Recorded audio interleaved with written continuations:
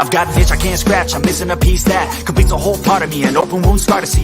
Everybody come here, gather round, welcome to the freak show, the best in town. What the hell's wrong with me? I don't get along with anybody, honestly. I've been living in my own head constantly, thoughts jumbled round, think I need a new lobotomy. Wait, all these thoughts are too negative. I don't wanna get lost in the sedative. Gotta show them what I got, I'm competitive. You know I'm about to go off, I won't let them win. I'll take a stab, I wanna chase a bag. I wanna weigh, I can change all the things I lack. I gotta face the facts, I got a taste in that. Got me obsessed with the rest, I got an itch to scratch. Slowing down, I'll give up everything. Daunting all, if I could see my dreams, I'll make things right. 'Cause I'll do anything to make what I want a reality. Don't let go. Hey guys, welcome back again to Dave's Dimension. Welcome back again for another live stream. We are going to do a nice little hangout stream. We got Sir Eric in the house. Eric, how you doing tonight? Doing all right, Dave. How are you? I don't even know what to say after that. Guys are doing this. Well, we're doing this little stream because there's some technical difficulties on the previous stream that we were part of. So we're gonna have a nice little hangout, maybe do an unbox or two, guys. Let's check out who's in the chat. Nice. Let's see, who do we got here? Of course, we got Rick, LeftCoast Graphics, hashtag Dave Rules. My rules? Hey, I don't Rick. have rules. This is a channel where chaos and insanity reign supreme here. We got Lack, my buddy Lack. Hey, Lack. Now, if you guys aren't checking out Lack has an amazing channel and content. I'm actually going to throw some links for. And by the way, anyone who's in the chat, if anyone wants to hop in and join us, I'm going to pin a little link in the chat here. I throw that in. Anyone who wants to hop on, if you want to discuss movies, TV shows, or figures that you have an interest in, go ahead and hit that link right there in the bottom, guys. Let's move on. We got Rolando Flores in the house. Rolando's here. What's up, Rolando? Sir Eric, you're in two places at once. Yes. We Always. got Jared Kane. Hey, Gerard. Gerard or Jared? Gerard? Gerard. So, I'm sorry if I said it wrong. I'm reading it wrong. What do you expect to wear glasses? We got, of course, Rolando. We got Jonathan Redmond. Yo, yo, yo. Hey, Jonathan. Dave, can we get some clarification on the rules? There are no rules. This is the channel where chaos and insanity reign supreme. Also the home for tech, toys, and talk. A little rebranding we're doing here. Hashtag Rebels No Rules. It's off on the weekends. We actually have a fellow channel called Rebels, Reptiles, and Games, and that's his theme is Rebels No Rules. That's his call to action right there, guys. And that's the link. If anyone wants to hop in, anyone wants to join us for a little discussion on anything and everything that's going on. Gerard Kane saying, hey, Jonathan. Everyone saying hello, hello, hello. Duffman Diorama is in the house. Duffman. Oh, no. But seriously, he's got some... Eric, have you ever seen his dioramas? No, I haven't. I mean, honestly, I'm not just saying it because he's a friend of mine, but he has some very sick dioramas. He mostly posts on Instagram, and I'm actually going to throw that link in the chat here. Sweet. As soon as I find it, because I have so many damn links, it's not even funny. I'm not a big Instagram user, but I'm trying to figure it out. So it's more pictures and small clips, video clips. But he's got some pretty amazing work right there. Let's catch up. Rolando saying hello to everyone. We got Left 4 Dead Fett. One of the baddest names ever. Gerard is saying hello to Dave's Dimension. Everyone's saying hello to everyone else. Left 4 Dead. Everyone's saying hello, hello, hello. Everyone's saying hello to Sir Eric. Howdy. And Duty. He said Duty. Yep. Duffman. Yep, he threw his YouTube channel in there. He does actually have a YouTube channel. I actually have both links. And for Lack, anyone who Lack is a very awesome guy. He's a big supporter of a lot of other channels, but there is he's an up and coming channel as well, and I threw that into the link at the bottom. We have Sonny from who lives now down under. G'day. What's up, Sonny? Let's catch up. So again, guys, let me just pull up the actual stream on my other screen here so I can pin some stuff and do some modifying. Let's pull that up. So you said you have an IKEA shelving coming in today. Yeah. A couple weeks ago, I went to IKEA and I bought 2 of the Millsbo shelves, but they only come with 3 glass shelves, but they've got placements for a few more. So I bought, and unfortunately, they don't sell the extra glass shelves and the extra hardware from IKEA for some reason. So I found some place online that sold acrylic ones for the shelf. So apparently the Millsbo shelf is popular with like indoor greenhouse and botanists and whatnot. So does that like protect with like sun and like if there's sun coming into the room, does that help with that protection at all? Or I mean, it's functionally not much different than a DTOF. It's just the difference is it's got some more metal on the top and bottom, and it might be a bit more aesthetically pleasing. So. Now, I've been looking at some DTOFs because I want to get some stuff because you can see I have like the Target shelving here in the background. Yeah. I mean, it's not bad. It's something fun that I've used and it's been pretty affordable. I think that's kind of the name of the game. I mean, like, let me just zoom out. I mean, most of the stuff is just cheap Walmart, and I have like one that's like a cube of like just like 12 cubes. I have 2 of those stacked on top of each other. I mean, that's what I really have for the most part. Those look perfectly good. So what I would recommend, just from my own personal research, looking into new display cabinets and whatnot, IKEA downgraded the quality of the DTOFs over the course of the past couple years or something. So the glass, I saw a lot of reviews of the glass not being rated as highly. And a lot of people having the glass shattering and whatnot. So I went for something that was maybe a bit sturdier. And to be honest, when I was at the IKEA, it was the DTOF was right next to the Millsbo. The DTOF did look a bit flimsy. And well, see, for me, I don't have an IKEA near me. Yeah. So I mean, I was just looking online. I was looking at something like this. I mean, this would give me plenty of room where I could still put something on top because I have some 1/6 scale figures and stuff, some larger ones. I would, from what I looked up, and granted I don't have them, I would not recommend putting 1/6 scale figures on top because a lot of people that have the glass shattering, they're putting heavier objects on top and it compresses the glass on the sides and the tempered glass just explodes. In case anyone's looking, if anyone's curious as to what that Eric was just talking about. Here's one of the cabinet. This is the cabinet you're referring to, right? Yeah, they come in white and black. I got 2 of the black ones because my wife wanted the black one. So what you see here, those don't come with it, but you'll see a lot of pegboards that are popular because people will get them for planting and whatnot.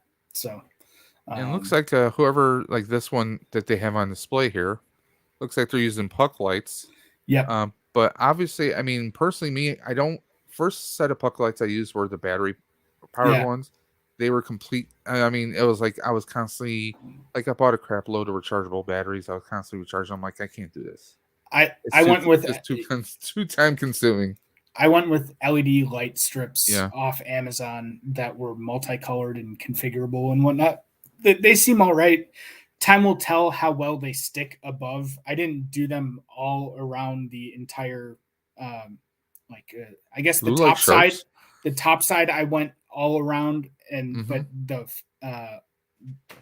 lengthwise or the height wise, I only did the front side facing back, and then on the bottom and the front. So, but it seems to be seems to get enough light. Where I have them around the corner. I've actually used these cheap ones you can get through Amazon. I mean, they're pretty thin, and I just have like a little 3M strip on there for Velcro. The only thing is like I have to find a better way to kind of channel this because I've just been using white duct tape. Yep. Yeah, I've got some duct tape in there closing up the holes. Everything you see up there pretty much has white duct tape, so the light kind of washes it out, so it's not noticeable. But I definitely want to come up with a better system. Oh, we have No, let's see. Duffman, I'd be curious. How old are your DTOFs? Because I think there was a point in time when the glass was stronger. If you got them in the past like year or so, they may be a bit weaker compared to some older versions. Lax says he's all about the acrylic shelves. Definitely not stuff like. I'm not sure where that's referring to, but the acrylic. I only got acrylic because it was really the only option I could find. There wasn't any extra glass shelves for the Millsbo that I could get. I guess this is a pegboard through like Etsy, because apparently a lot of people sell stuff on Etsy. Yeah. Like here's a Millsbo wide shelving. Yeah, I got the tall one. They make a short and wide one, but I guess this is the shelving itself that they make, so you can put it in there. Yeah, so that's pretty cool. Yeah, at the end, some secondary markets kind of have stuff. Yeah, and it's weird too because it's like the company that, as I mentioned, that I bought the extra shelves from, they were more like indoor greenhouse centric and not positioning themselves for like action figure. Duffman says he has 10 of them and it's been 2 years. 2 years in the last couple months ago. So you may have had the stronger ones, the more durable ones. Yeah. I mean, I've seen stuff that doesn't have glass on the sides, like on Amazon. Like Amazon has this kind of like open. And my fear of this is, since I don't have a IKEA, I don't have that many places around me where I can source that stuff. Shipping my fear is the shipping. Like, I'm going to get nothing but shattered glass. Oh yeah, that's my big I'd be fear. with you. I'd be with you. And Jonathan, I could go to some place that makes glass shelves or whatnot and make it custom, but be more expensive than this place that I found, this 1/4-inch acrylic that was like already custom fit for the Millsbo, because the corners aren't square, they're like angled and cut. So yeah. Now, there's been people who've made their own kind of knockoff IKEA setups. There's been a couple videos of people who basically what they did was they took kind of like your metal garage type shelving.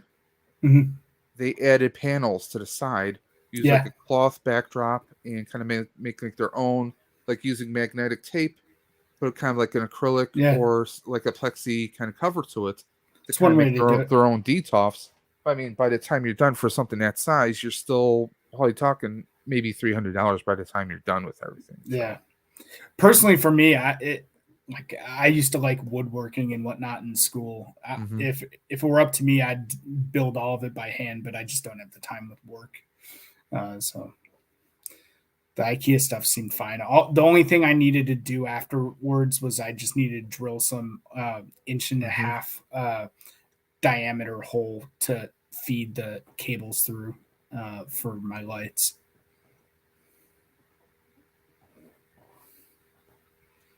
Yeah, I'm still trying to figure out the best thing, because I want to do some puck lights for my for my shelving that you can kind of see. Like, I have I do have a couple of helmets there, but that's just kind of like a miscellaneous and storage area, and then because it kind of reorganized the entire dimension around. So trying to find a good blending for things, but my problem is secondary issue I have with, if I got that kind of a cabinet, I'm in an apartment building. Our floors are not exactly leveled. Plus, this is carpet. It's not like I could remove the carpet. So it's like, if I do, because on some of these, I mean, if you walked right up, you could see that some of the, like one cabinet kind of leans closer to the other. It's not perfectly leveled. So then it's a battle to try and figure out leveling for that. Yep. I can relate. It was stressful because I've got carpet in my basement, and my Millsbo shelves were in the corner where they're a little bit higher, close to the wall, and not so much further away. And the only way to really level everything and build it, or make it level is after you've built everything, and risking shattering the glass as you're moving stuff around. It's a pain in the butt. But yeah, so it's not easy to do it. But I mean, once you get it in there, it seems That's worth what it. she said. Yeah, the pucks look cool, and I would have gotten the pucks myself, but I was worried that I wouldn't get enough. Hey, Cobain Games. Hey, the LED strip lights that I got, I'll have to send a link for them in the chat if you're curious. It's cool with the extra colors for what it's worth. You get some cool effects. Jonathan saying, do you not have the option to fix DTOFs to a wall? Are you asking me, or because honestly for me, yeah, you get these, even the Target ones. And by the way, I would recommend the Target bookshelves over the Walmart ones, because these feel like when you put them together, they stand more firmer. Like with a lot of the Target or the Walmart ones, they are so like I have one right by the desk here, and this thing's about to fall apart. I mean, that's how loosey goosey it is. But yeah, a lot of them come with a little metal bracket that you can kind of like fix to the wall. But yeah, now I'm puncturing holes in drywall in an apartment. And who knows, in maybe 3 or 4 years, my wife and I might get a new place. And then you have to worry about, your security deposit. you know? Trying to look for some options. I mean, I have also thought about like a very heavy duty 3M strip to try and hold things against the wall, because I had some success with larger picture frames for some of my memorabilia. Yeah. Like I have a big, massive frame that I have 2 Back to the Future license plates with, along with some other memorabilia that I have in there. Sometimes like you see a lot of these videos, there are people who give you these recommendations. Oh, you can do this, you can do this. Yeah, but that's not the solution for everyone. Yep.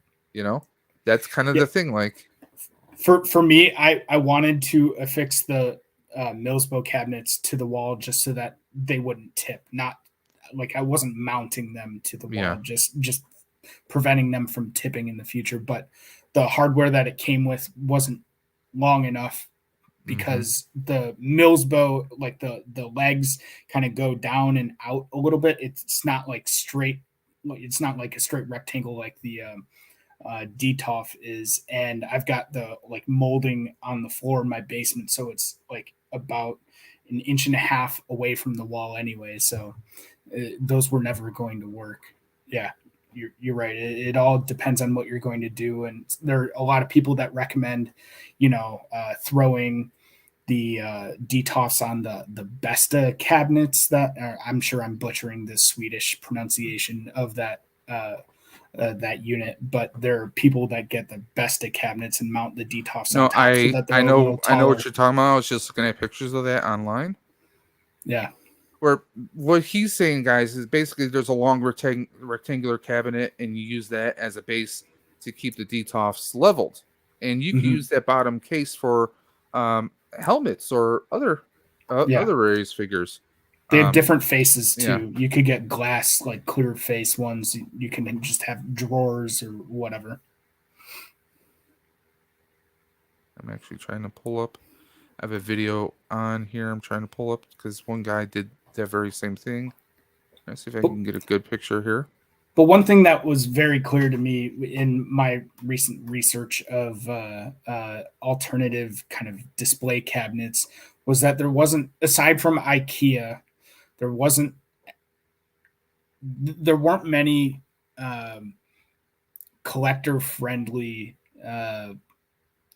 affordable options for cabinets. And it seems like there are very collector-centric, high-end like display cabinets that you can get on the market. I can't remember some of the company names, but there's nothing that's super affordable with collectors in mind. So if anyone's looking for a good business idea, on Sideshow, and the thing is, like, for Joe Average one, I mean, personally, I would love to be able to make stuff. I took cabinet making in high school.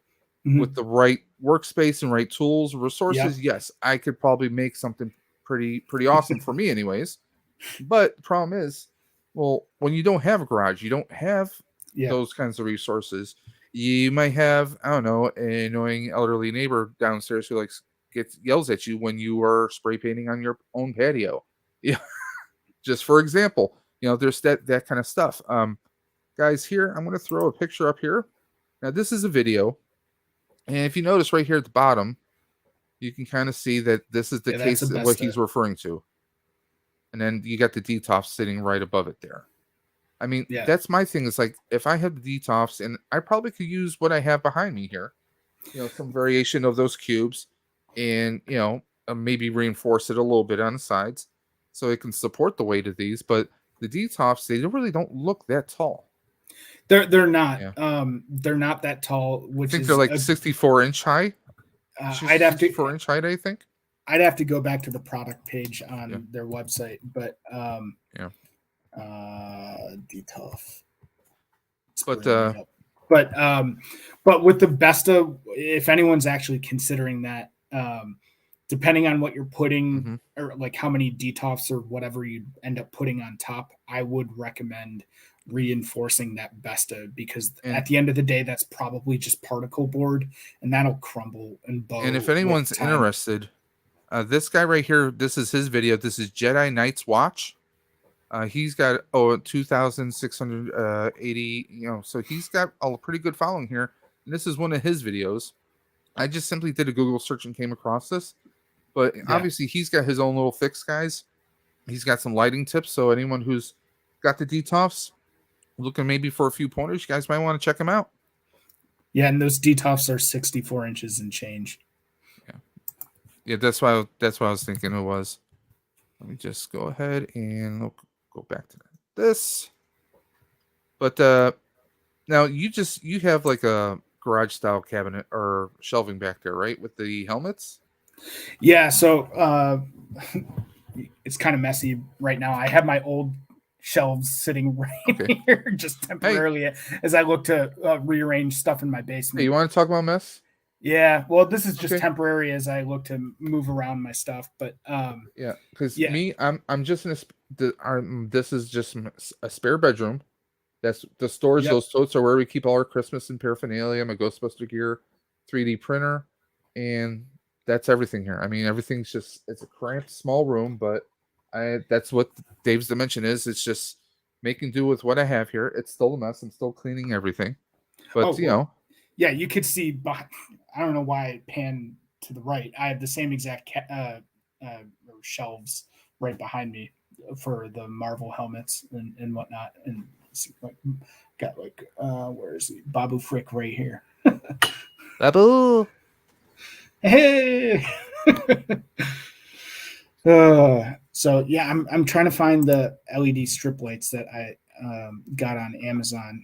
They seem pretty cool. They come in 16.4 feet and 32.8 feet. So if you're looking for something else, Dave, or anyone else. Duffman just sent me something here. I'm going to try and pull that up. He sent us a picture of how he set up his DTOFs. If you want to look at them, made custom bases to hold 2 DTOFs on one base. Let's see if I can pull that up very quickly. And I'll pull that up. Of course, I'm going to pull up Instagram off screen because you never know what you're pulling up in Instagram. Giggity. Hey, Muzza. Oh, here we go.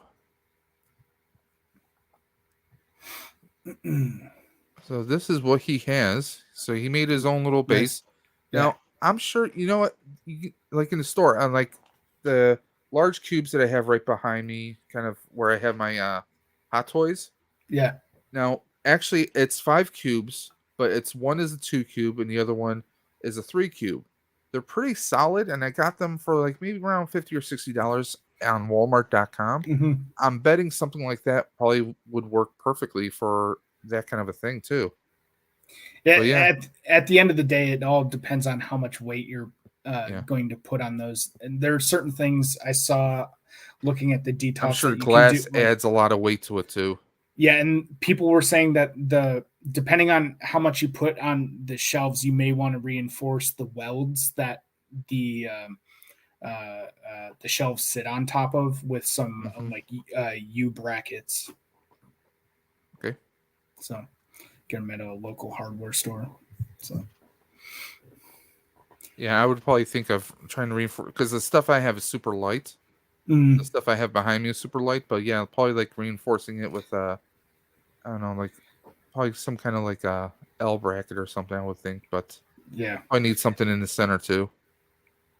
yep, yeah. Especially if you're going to put some expensive collectible there, like a hot toy or something like that, or multiple hot toys. Guys are talking about adult toys here. Meat sabers. That's More of an addition, Lack. I've got a huge collection of lightsabers, but no additional meat sabers. I have yet to get a lightsaber. That was one thing I was hoping to come across at Steel City Con. Nobody was selling lightsabers. Really? So that blew my friggin' mind that nobody was selling lightsabers, because, like, I've gone to Niagara Falls because I'm in the Buffalo, New York area. Yeah. Gone to Niagara Falls Comic Con, went to Fan Expo a few times, and they've had like maybe I've seen a few stands. Like, this is of course before the pandemic. There was a few stands that would have, like maybe an Ultra Saber, or like, they're reselling Ultra Sabers or someone else like that, Saber Forged or whatever. Yeah. Because that's the one thing like I would love to have. And then of course, like, even if I got like your generic mystery box Ultra Saber, even if I got something like that, I could still modify the outside of it. Wrap some tape around it, add a little bit of color, do some weathering to it. That kind of a thing. But yeah, that blew me away. I mean, I had fun. Are you looking for something that's more custom and unique, or a hero saber? Here's the thing. Two things. One, it's not like I'm going to be walking around, challenging people to duels left and right. Yeah. That's the first thing. Second is, like, personally, if I went to Disney, which is not likelihood in the next 5 or 6 years, money wise, if I ever went to Disney, there would be two sabers I would go for. Okay. It'd either be Obi-Wan or it would be Luke's Return as Jedi saber. Okay. Those are my two favorites out of the entire franchise. I know I'm insane. No. Those are. But I love those. Those are top tier lightsabers, not just because of they're two of my favorite lightsabers, but they're also two of the most ergonomic sabers to hold and just most practical. Like, if you're twirling them around and doing some flourishes and whatnot, they feel good to, putz around. And we'll see. And that's also, I'm a big guy, so if I'm holding a saber with two hands, I don't want it to vanish. That's another thing. By the way, Greedo is # Team Meat Saber. Yep. That's going to be his company when he forms a corporation. It's going to be, Meat Saber Industries, I think, right? Or Meat Saber Productions. There you go. That sounds like a production company of some sort. Salami Saber. Sent you another pick, and is the most of them. One pick. Okay, let me go back. Hey, Steve-O. Oh, bloody hell. Oh, wait till you say this. Guys, prepare for awesomeness. What's this? Oh, that's Detox Heaven. Yeah, I mean, this is Duffman's diorama. So, guys, when he says he's Duffman's diorama, you better take him in his word. Nice. This is his detox right here, and they look marvelous. They look, they look amazing. By the way, just to show off some of his dioramas. This is Elvira. Yeah, but take a look at the castle right there. That's pretty cool. Stained glass windows and torches. Let me see if I can pull that back up. He does, like, in some of the other streams. I know Rick and John, super awesome geek show, were talking about some of Duffman's stuff. Like, he loves his gremlins. Nice. I mean, come on, you got the whole theater. I mean, that is awesome, right? You just need some like popcorn like dangling from the ceiling. I mean, he's got. I'm pulling up some other stuff. Let me see if I can pull up some other stuff that he's shown me here. Like, take a look at this. Well, that's pretty intricate. He's showing me like some different designs, because he and I are actually going to be partnering later this year for a giveaway. We're going to be doing a little fundraiser for Toys for Tots. Cool. Because since those that know me know I'm part of the Buffalo Ghostbusters, our main charity that we fundraise throughout the year is Toys for Tots. And Duffman came up and said, "Hey, let's do something together." So we're planning to do. He's going to make a diorama, and we're going to do a giveaway. All the proceeds goes for Toys for Tots. So look for that in probably the next couple months, guys. Check it out. But yeah, I mean, who wouldn't want a diorama? Especially you see the kind of skill he has right there. Yeah, that's just a sprinkle of what he does. I'm so not talented personally, but it's really fun to see what other people can do. Creatively. I've been watching a lot of the points of articulation streams and whatnot, and it's really cool what those guys are doing. I mean, Dandy and Vern, I mean, they make some pretty amazing stuff. Yeah. I mean, and Dandy has done several videos where you can actually see in detail, and you can see some people have some pretty detailed stuff. Some people will use like the tip of, I know I'm going to regret saying that, but the tip of like a hobby knife, or they might use a pencil to kind of create the ink, the creases or the imprints of bricks for like making a brick wall. And a lot of people actually, their little trick is they can break down those dioramas because they're using magnets to hold them together. Which is another cool thing, especially for someone like myself, when you need to save space, and space is important, Yeah. Maybe, you're filming something right on your desk here. You want to have a nice cool diorama, but then you also want it to maybe fold away underneath your desk without worrying that you're going to damage it or something. So, I mean, they make some pretty amazing stuff there. Yeah, I'm with Greedo. I can't make anything for shit. I don't have an artistic bone in my body. I mean, I have, like, myself, I can get a vision in my head. Does it turn out exactly how my vision is? Oh, hell no. Hell no. Never. But I get kind of close, or it may take me 5 or 6 tries to get pretty close. I mean, like, for example, here, I'll show you guys. Some of you guys probably have seen this before. These are my proton packs. Proton packs, plural. Yeah. This one right here is a Spirit Halloween pack. That's what you buy at the Spirit Halloween stores. But you can see I weathered the hell out of it. Well, first I painted it black. I actually used some truck bed liner because the cyclotron, which is the round part here, is actually more coarse than the rest of the pack. The rest of the pack is much more smoother. That's actually how it's designed. And a lot of this is dry brushing. After I did the black on here, applying decals, I just use regular caution tape, but this is reflective. So if I am outside and somebody, has a light going by, it's a nice big blur. You can see me at night for like Halloween event. Practical. Yeah. This is the Spangler, the Hasbro Spangler one. I just have it connected right on there. I replaced the lights, but as far as from the outside, anybody, if I can do this, anybody can do this. Like this, I mean, I by no means was a pro at this.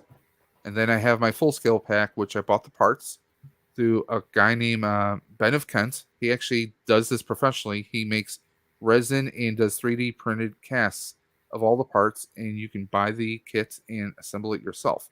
I painted and assembled this myself. I am no pro at it. Is it a perfectly made kit? No. But it's good for me. And I always tell people when it comes to prop making, there are no mistakes. Okay? There are no mistakes. A friend of mine who actually does movie props has told me, listen, there are no mistakes. It's a story. Okay? Every nick, every scratch, every scrape of paint tells a story. Okay?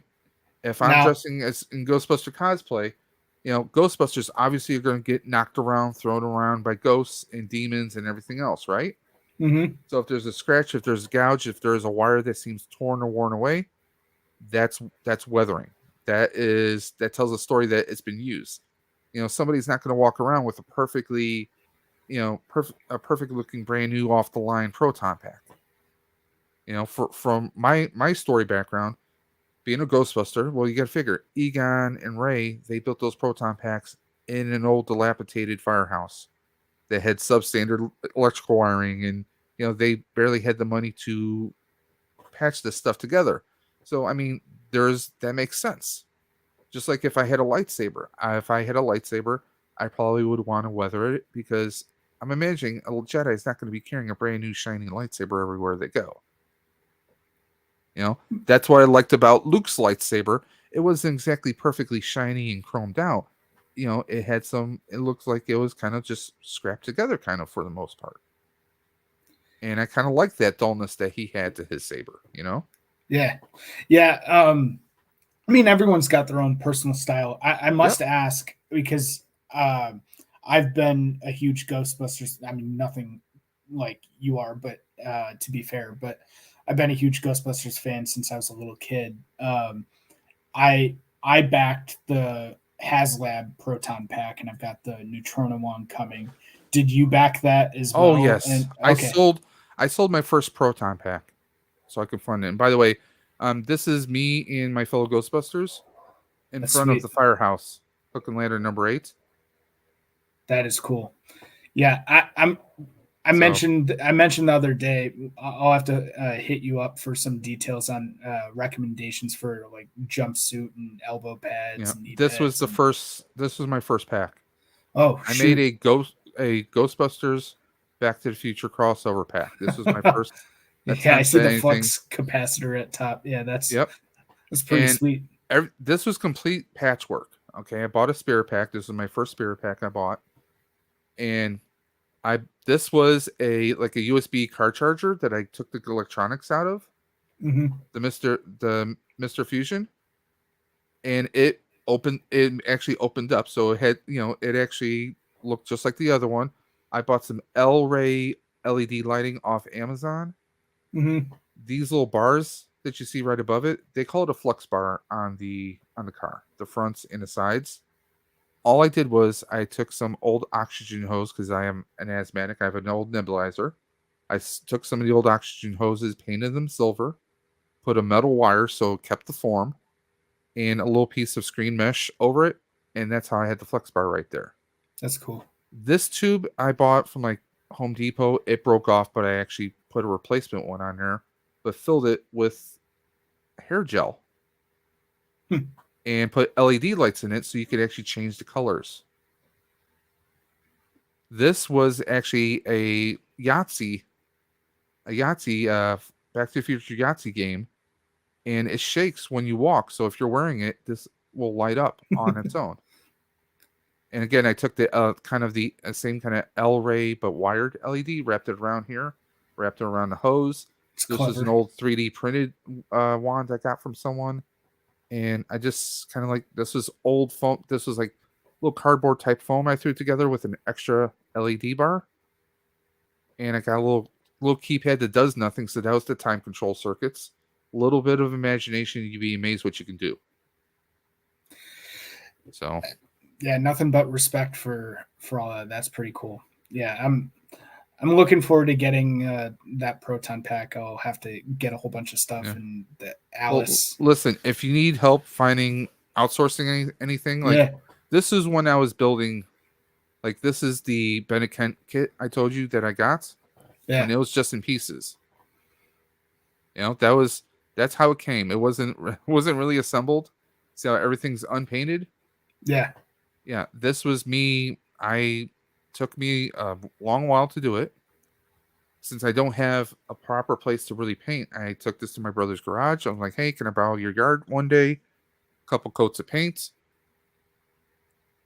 And it just kind of, piece by piece, a little bit over time to truck bed liner. But this is a full scale pack. If you're doing a spare Halloween pack, I can give you a whole list of stuff that you can use to build it. Because like I said, this is a closer one of the spirit. Oh.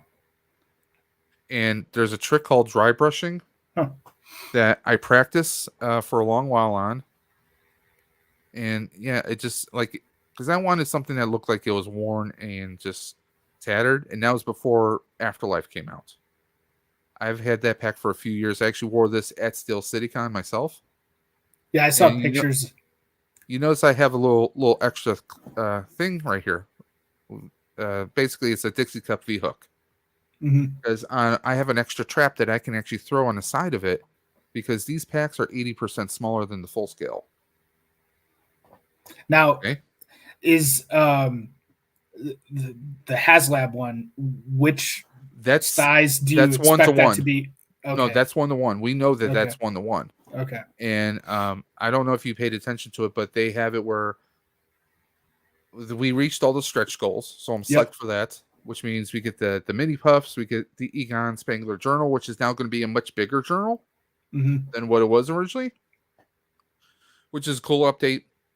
I'm just curious as to, because they talked about that you can either do 1984 or Afterlife. And now, as far as I know, that's just a switch that will change the sound. I think that's just a soundboard change. Yeah. Yeah, that's all that is. It would be cool if they had the ability to change out the accessories. But I mean, there's a lot of stuff we'll find out eventually. I'm looking forward to it. We're less than a year. Yep. Was it next spring? Next spring, as long as there's no delays. Yeah, we haven't. It was strangely we haven't heard really any updates on it in a while. There was some updates recently. I think maybe a couple months ago. Okay, maybe I missed it then. Because this is what, for those that don't know, this is what we're talking about. This is you can see it's nice and weathered. I love the weathered look. And I mean, just for cons themselves, like obviously because I'm a part of a cosplay group, I'm loving this just so I can have it on display. Since we can actually open up the inside. Yeah. Although I might do some additional weathering here. Some additional painting to this to the core of the cyclotron, because I really think that this shouldn't be the same color. I think we should have some different coloring, because this looks like wiring going into the center of the core. So I might actually attempt to do some painting on mine. Well, the Adam Savage's tested channels. Oh yes, take this in and mod it, because they took the Razor Crest, for instance, and did a lot of modding and whatnot. Did you see his pack he built? Yes. Yeah. I loved his concept. His concept was brilliant, and it was very... I'm not just saying it because it's Adam Savage. I am hoping that these lights are going to be a little bit more solid, because this was actually just a demo. Yep. But I get why they're doing the individual LEDs here. Because if you watch the movie, if you watched Afterlife, the new packs, it actually, you can see them kind of spinning around.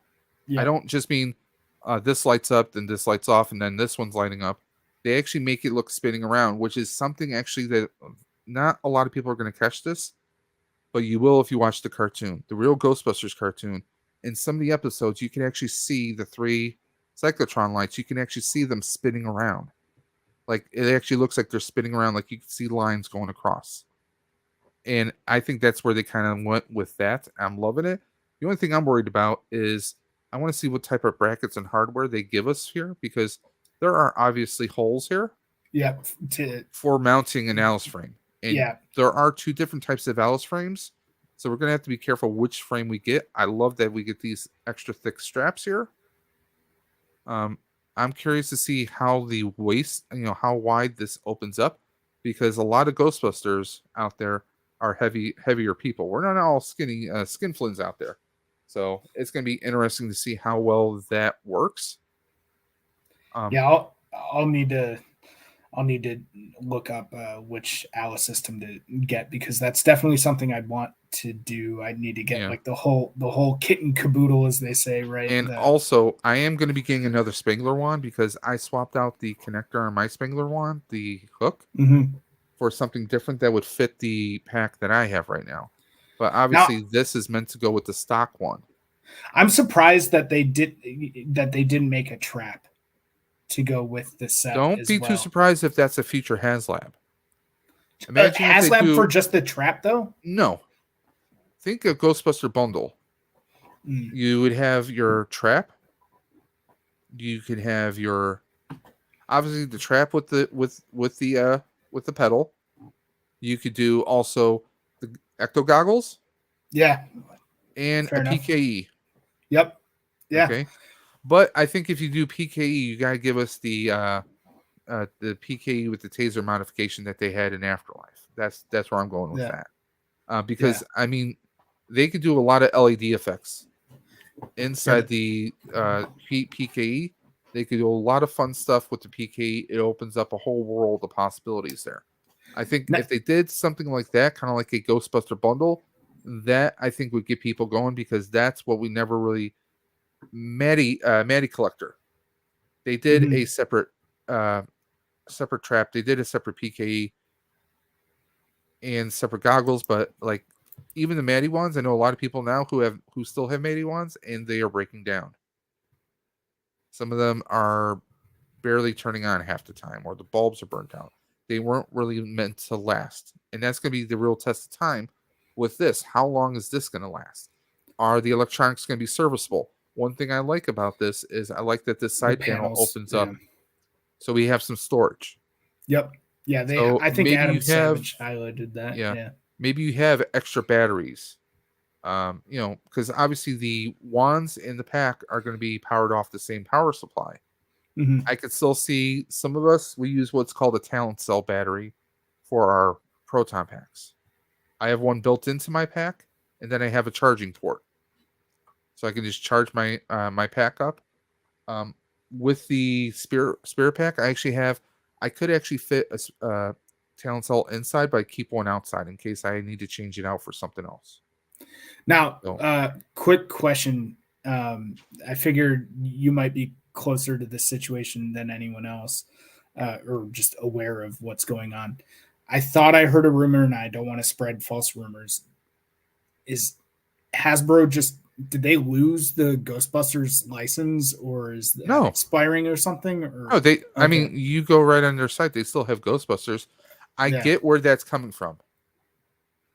Because one, is that just anti-Afterlife nonsense that came out, or? Well, no. One, there hasn't been anything new come out since Afterlife. Yeah. Okay. Like since Afterlife came out, there has been a whole lot of rollout, because the problem was they were releasing figures all throughout the pandemic.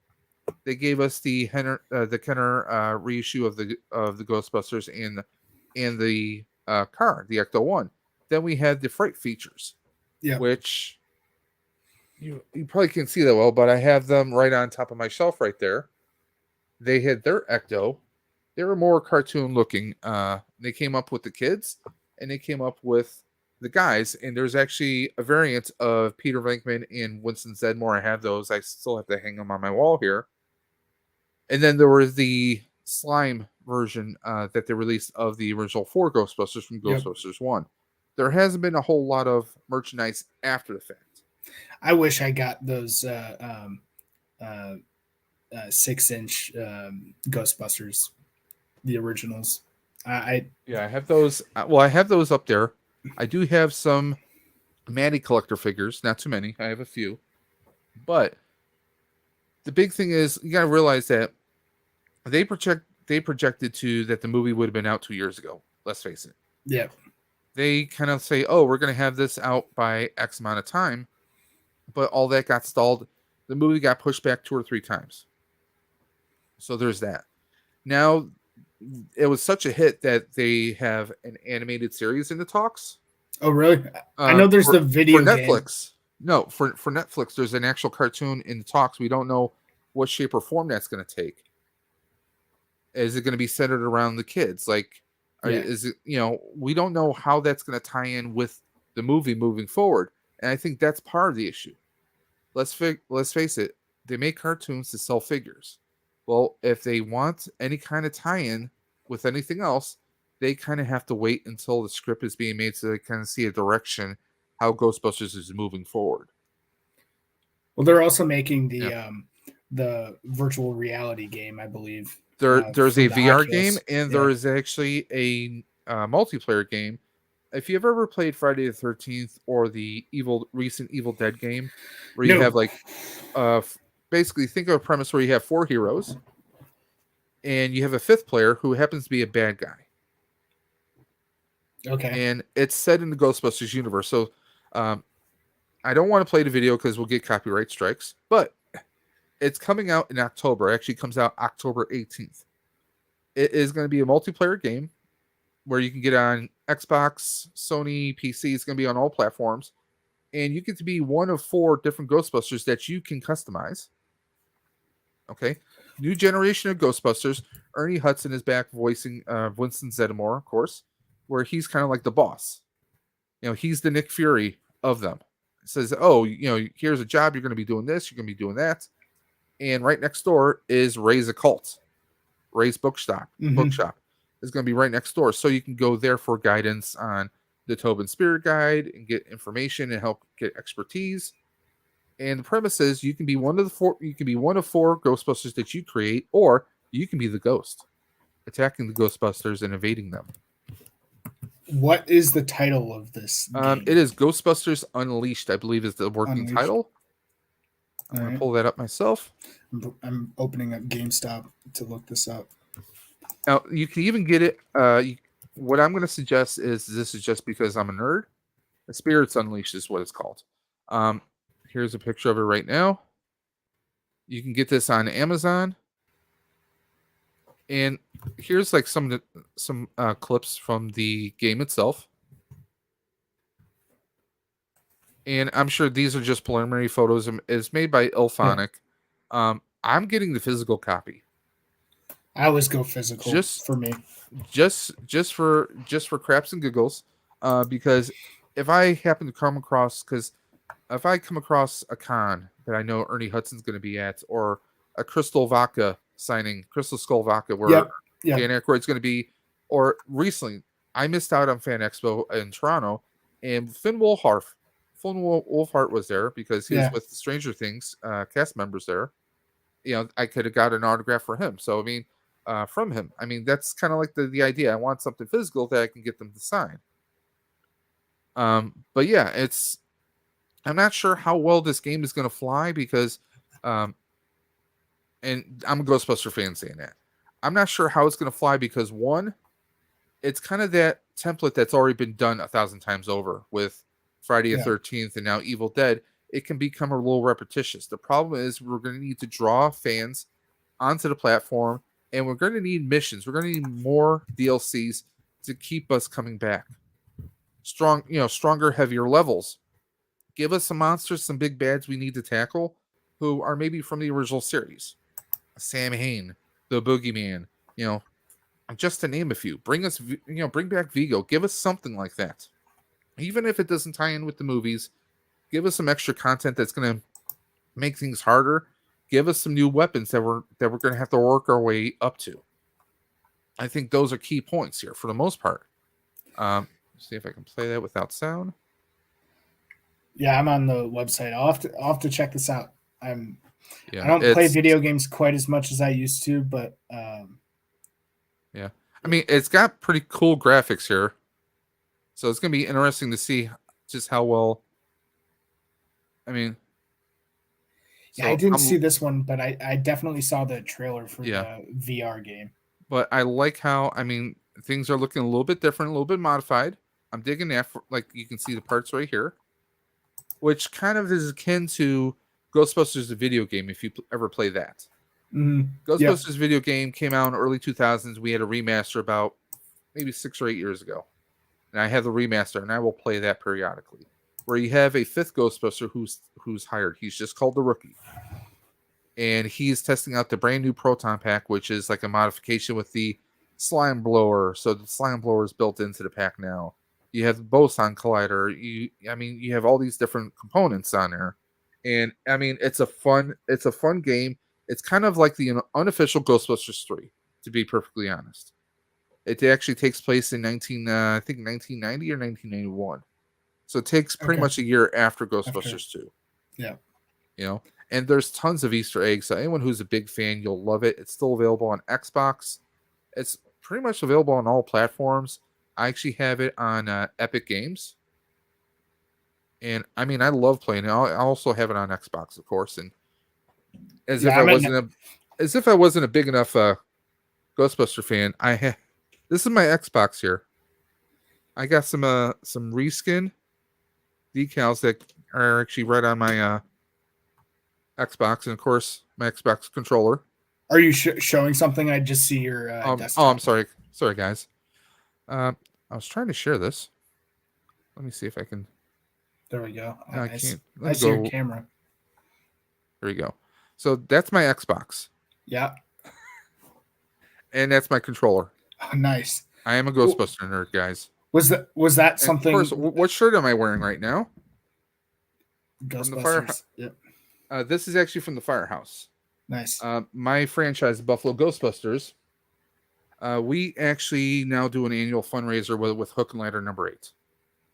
Yeah, I saw you show a while ago the coin from visiting the firefighters. From the Firehouse, yeah. Yeah. But yeah, we do an annual fundraiser this past year. We raised a ton of money for the Hook and Ladder number 8, so the firefighters themselves can do some upgrading for their own living arrangements, because they live, eat, and sleep there. Yeah. Yep. But as a fellow Xbox gamer, I'll have to get you added. I'm not on as much as I used to be, but I'm on periodically. Like occasionally I'll do a game stream, and if I know people are going to be on, I might hop on. I'm like, honestly, I'm more of a keyboard warrior when it comes to video games. Like I was PC for the longest time. By the way, guys, anyone who's watching this either live or on replay, I got the scrolling information for the Buffalo Ghostbusters if you want to look us up on our Facebook page, Twitter, and Instagram. Like I said, we do things year round, and we're not just restricted to Buffalo. We've done stuff all throughout. I mean, the furthest we've gone is New York City. We've done stuff in Jamestown, New York. And we have people all over. We even have a member who is in Ohio. We have another member who's actually in Arizona. So we're all over. Right. Everything we do is for Toys for Tots, but we also do other charities. A lot of us will do stuff. One of our members does what's called the 10-day power play, helps raise money for Roswell Park Comprehensive Cancer Institute. Those that know me know that I did the ride for Roswell Park. So we do a lot of cancer fundraisers. We do anything and everything. Even during the pandemic, we did birthday parades where we would drive by people's houses in our Ectos, or we would do birthday messages by video on like Facebook to kids and even adults. We even did a 40-year-old's birthday party. During the pandemic, we drove a 99-year-old. She was a big fan of Ghostbusters. Her family reached out to us, and we did a birthday parade. And apparently, she was just beaming for days. That's so awesome. We do stuff like that. Now, quick question: since you mentioned Ecto 1, yes, do you have one yourself, or do you want to get one? A 59 Caddy would be very awesome, but not practical here in Buffalo, New York. Yeah. It would definitely not be practical, but we do have Ectos. They're not Ecto 1, but they are Ecto 716 and 716A. One is a Subaru, and the other one is Jeep Grand Cherokee. Okay. All right. In fact, let me pull that picture back up. That was the one from the Firehouse where we actually had both of our Ectos pulled up. So you have your car kitted out? Mine is kind of modular. Like we have magnetic strips. Okay. And I have magnetic Ghostbuster decals that I can put on mine. And I do have a magnet, like little siren light that I can play. Yeah. And of course, anyone with Bluetooth speakers, you can play the Ghostbusters theme down the road. Basically. Yep. But and by the way, anyone who might be watching this and thinking, "Oh, I'm too big to be a Ghostbuster," there's no way. This is me when my first official event with the Buffalo Ghostbusters. I was about 460, 480 at the time. That's me in a 7X tall coveralls. And you can see them. These are belt extenders. I used to have to wear 3 belt extenders onto the Alice frame. There's no such thing as being too big to do a cosplay. A little bit of imagination, you can do just about anything. And this is me wearing my spirit pack. You can see it's kind of vanished because I'm such a big person. And look I got the Dan Aykroyd chin right there. I don't have it as much anymore. But this was was like a foam, a walkie-talkie. Just a foam one I got on Etsy just so I can kind of have the look. And I mean, that's me after I had my surgery and because I had gastric bypass. I mean, this is me probably a year or so later in the same suit, not being able to fit into it anymore because it looks like it's just too baggy. So that's me with one of my fellow brothers right there at the firehouse. You know, it's, this is me wearing my full scale pack, and this is one of my Ecto goggles with the 3D printed aftermarket kit that you can get. This is the Spirit Halloween, but I painted it. So, again, a little bit of imagination. There's a lot you can do with cosplay. It's all about what you're comfortable with and what you can pull off. And just to do a little bit of bragging, this sign right here, this is fundraising we did at the firehouse, so that they have a light up sign year round. Hey, Dave. What's up? I didn't want to interrupt. If you were trying to share pictures, everyone was saying we can't see what. Oh, because I'm an idiot, guys. That's why. Sorry. This is the firehouse. Yep. We did a fundraiser because they have the original Ghostbusters 2 sign, at least half of it. It's shattered and it's being held together by tape. So that is, that's something else. But this is a full all year round sign that they keep lit up at the firehouse. And a little bit of pride. We helped fundraise for that. So that does that have landmark status in New York? It is. That's why we can't have the sign posted like, in the movie, how they have it outwards. Technically, they can't do that because it is a landmark. And a little bit of trivia for you. That firehouse used to be twice the size of what it is now. It was actually a double garage. Now, here's something for you. That is so cool. The New Jersey Ghostbusters did that the day at this one we did this past year, and they pulled out full speed. If you watch the original Ghostbusters, they do it, but they kind of speed up the footage. Yeah. So that is so cool. So yeah, when you're talking about the ectos, that is, I'd say it's a 90 to 95% accurate. The inside is not 100% accurate. They kind of have a little bit more leisure in there. But yeah, it's pretty slick. This is some props I was working Star on for my Wars wife. stuff. Yeah. She did Guardians of the Galaxy. Got the Power Stone thing. I'm still trying to work on getting my 3D printer dialed in. It's still not 100% there. But hopefully we'll have that fixed soon. Let's catch up on... I see we have Darth Taz in the house. I prefer Jackass, but if you want to go with Idiot. Darth Taz. So did you, Dave?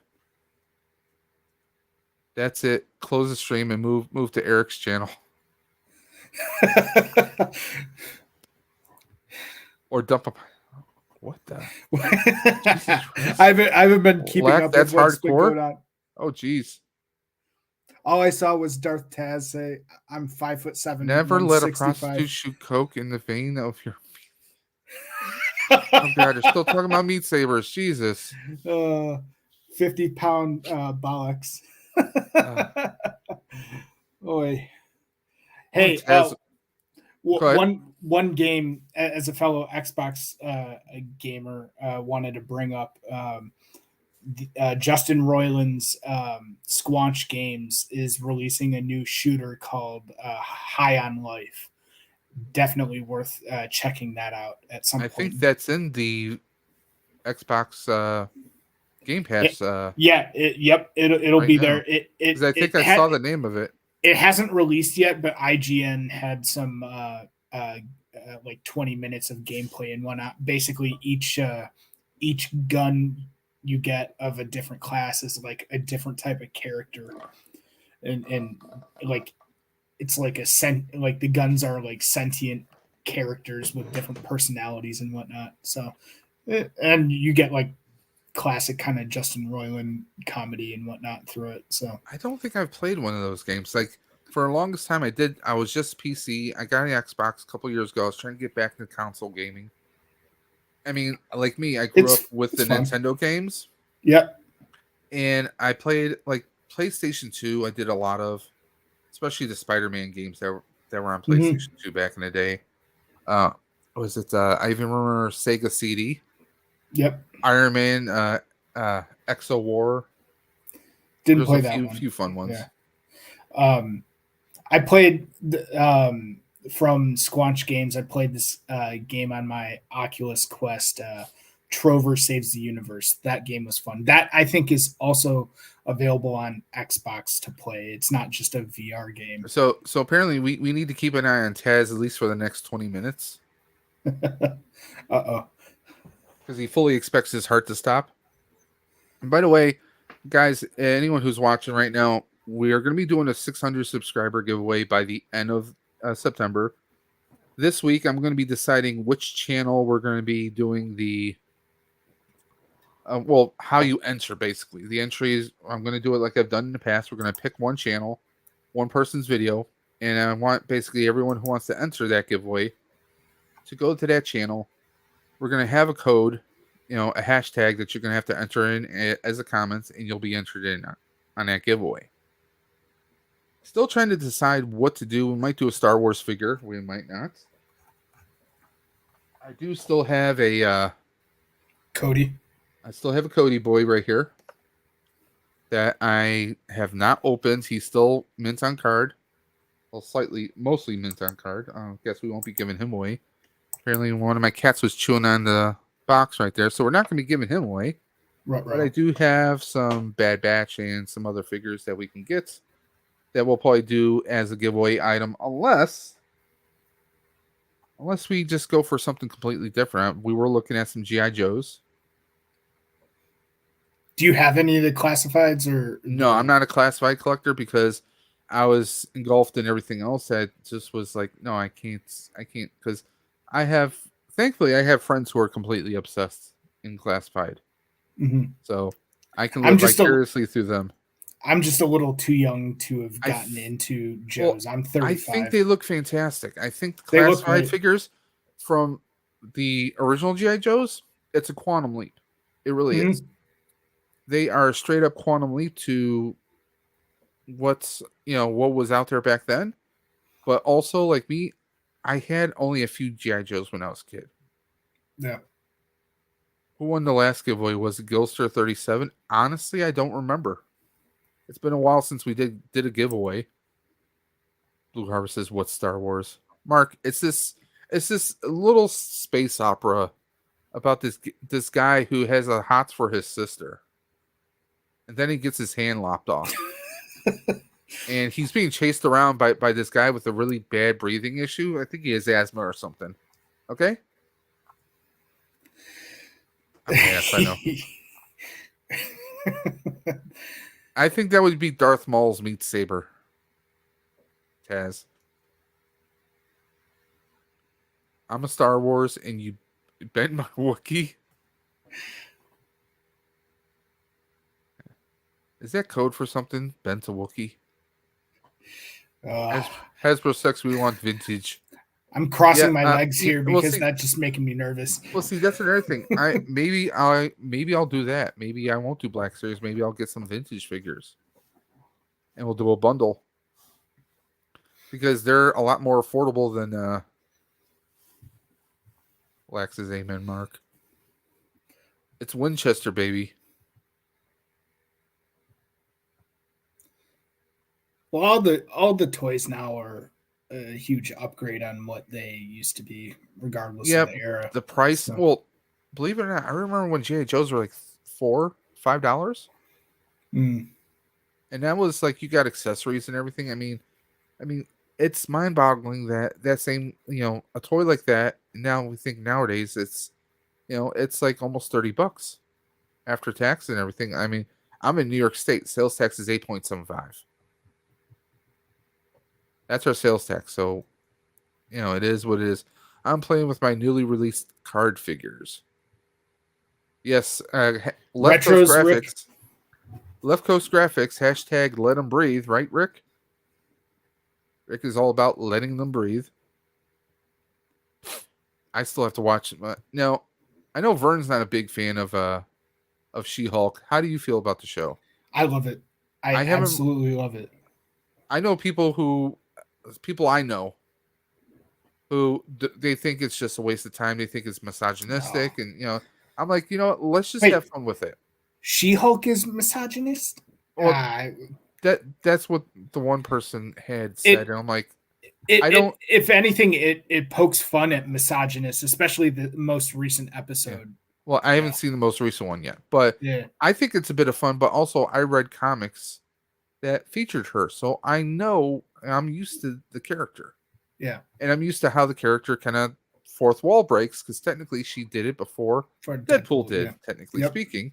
But everyone's like, "Oh, well, she's copying Deadpool." No, she's not. She actually did it first. But who's to say that they're the only one who can do the Ferris Bueller trick? I mean, let's be honest. Yeah. You know, I mean, what Ferris Bueller did, the fourth wall break, we've seen that in Van Wilder. We've seen that in a lot of different things, guys. I mean, it's just fun. It's a bit of fun to have. So it's a fun show. I mean, are you really going to take serious? Are you really going to you're expecting Shakespeare out of a show where a woman turns green and talks to the camera? I mean, it's good fun. Yeah, it's about having fun. I mean, yeah, arguments can be made about some of the Disney Plus shows. I think some of the Marvel shows have done pretty well. Can't speak a whole lot to other genres, and I'm not talking Star Wars. Although Boba Fett, an argument could be made. I think some people had slow times, but I think there was still tremendous potential. It was great to kind of see this character and how he would be X number of years later. Yep. Characters evolve, right? Yeah. I mean, Batman wasn't always Batman. One time he was, he was just young Bruce Wayne. His parents were ripped away. It took him years to get to the point where he could be Bruce Wayne. Gotham was a great take on that, was a great kind of view on that. Did it feature Bruce Wayne all the time? No. But it gave us another kind of different angle at it. Yes, the lowest point for me in Book of Boba Fett, and I'll bring it up very quickly, is the Mighty Morphin Vespa Rangers. Okay, the kids with everything is all clean and shiny and pressed. I'm like, no, just no. That makes no sense on Tatooine. The sand gets everywhere. Come on, let's be honest. But I mean, that was the downside. I did, personally, I did enjoy it. I enjoyed, Mandalorian season 2.5. Because it kind of gave 2 episodes to Mando, but I liked where they kind of went with that, Yeah, I enjoyed Book of Boba Fett. I wish there was maybe a bit more action, I guess, but I really liked seeing how the character developed. I would have like when he's having the flashbacks in the back of the tank. I get that. But I really wish they kind of would have flashed back a little bit more to his father. To maybe lessons or certain things that that Boba learned from Jango. Not necessarily a flashback to when they were living on a clone planet, but maybe some some adventure that they went on together, or maybe he Jango taught his son some hard lessons, and maybe there was some humanity with Jango, because we've only seen Jango, those that haven't read comics or novels, we just know them from the movies, from mainstream media. We only know Boba Fett as this hardcore bounty hunter. Well, not necessarily, but not necessarily, Dave. I'd counter that by saying I think a lot of people assume Boba Fett looks cool. Boba Fett is the most badass bounty hunter in the galaxy, right? So they're thinking he is going to just be heartless and just wreck stuff. But I think what surprised people was that he came into Book of Boba Fett and he wasn't just wrecking shit left, right, and center, right? Yeah. That he was trying to be a bit more political about things, and I think people in their own headcanon wanted to see him just disintegrate everybody. Yeah, right? I mean, it was kind of like him. It was kind of Godfather-like, because he wanted to build a family, but he also wanted to kind of broker peace. He wanted to kind of break the machine and rebuild it at the same time. Yeah. I like some of that. Because the way I look at it, the whole Mandalorian Boba Fett universe is Old West. And I like that because I get what they were trying to convey. They wanted him to be the old gunfighter. Mm-hmm. They wanted Boba Fett to be the old gunfighter who knows that, maybe his best days are possibly behind him, but he's still going to fight forward. Anyone that's watched any old spaghetti westerns, the Clint Eastwood, The Man with No Name series, if anyone's ever seen Good, Bad, the Ugly, Fistful of Dollars, those types of movies, you see Clint Eastwood on screen, and he's this hard as nails, guy who, would, you think wouldn't be bothered by anything, but he did feel justice. He did feel a sense of right. Boba Fett was that way because the only life he really knew was bounty hunting. Yep. And now he wants to be a mob boss, right? The bounty, the bounty hunter was all like, well, the bounty was the bad guy, the way he saw it. And that's just how he was raised. But also he started to be kind of like John Wayne in his older years.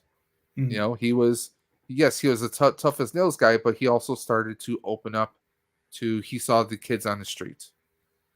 He wanted them he wants to try to have them, if he can help them in some way. It was almost like he's kind of redeeming.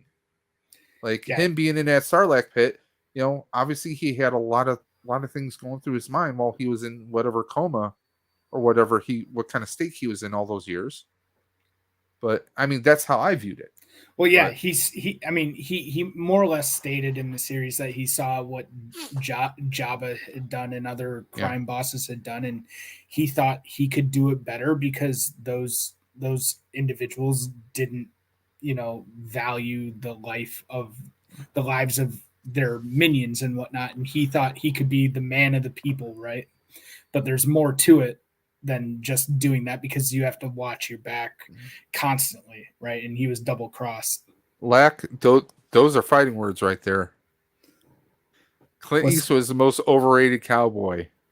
Listen, Clint Eastwood defeated Biff Tannen in 1885. Come on. I mean, yeah, everyone's got their opinions about the old West Cowboys. Clint, it's always going to be a special. Clint Eastwood, his westerns have a special place for me because me and my dad would watch them. Just like with John Wayne. Everyone's got their own cowboy heroes. Yeah. But I like the kind of the Western feel that they have with The Mandalorian and with Boba Fett, Mm-hmm. I mean, come on, tell me you didn't enjoy when that Rancor went on that rampage. Yeah, everyone was expecting that. And I swear, I thought for a second, I heard the Rancor say Hasbro for a second. I don't know. To be honest, when I was at Star Wars Celebration and talking to some of the folks from the Star Wars team, some of the elements they weren't as in tune with what was about to happen, right? And they're not going to throw Lucasfilm under the bus. I can't imagine that would ever be the case. But like some things, as annoyed as I was and others, I know like people like Sean Solo and whatnot were annoyed that the Black Series Rancor never happened.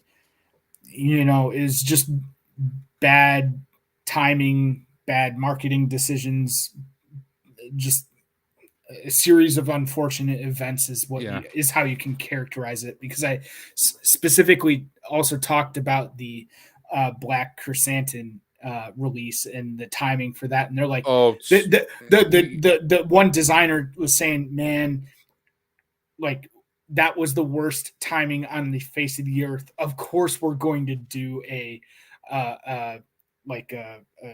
screen accurate Black Chrysanthemum. We just did this because it was in the comics and we thought it was a good release, and we had no idea. Like, what do you want us to do? Right? Like, yeah, I mean, I've said it 1,000 times. He looked like he was a tarred and feathered without the feathers Chewbacca. That's what it was. No, it was 100% reuse except for the face and the straps. There are people in our community that made a way better one. I think was it Vern or was it Vern made one? Vern or Sean? I want to say Vern or Sean made one. Vern made one, and I think he bought the head from someone with the braids. Yeah, Boba was always involved in playtime.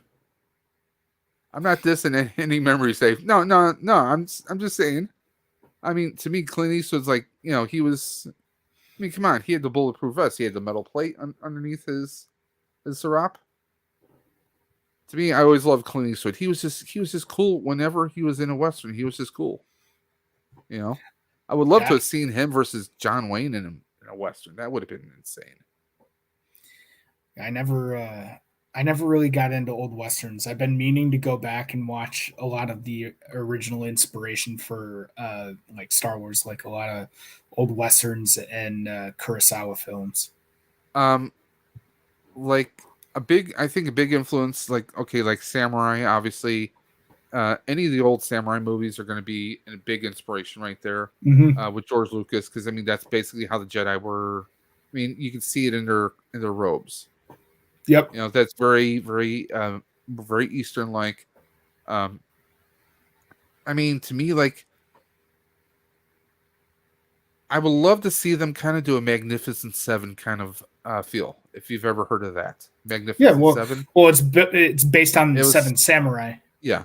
Yeah. And Magnificent Seven. I mean, we kind of came close to that with the end of Boba Fett, because we had Mandalorian called in as a favor. We had that kind of a vibe for a good second right there. I would love to see a series like that, though.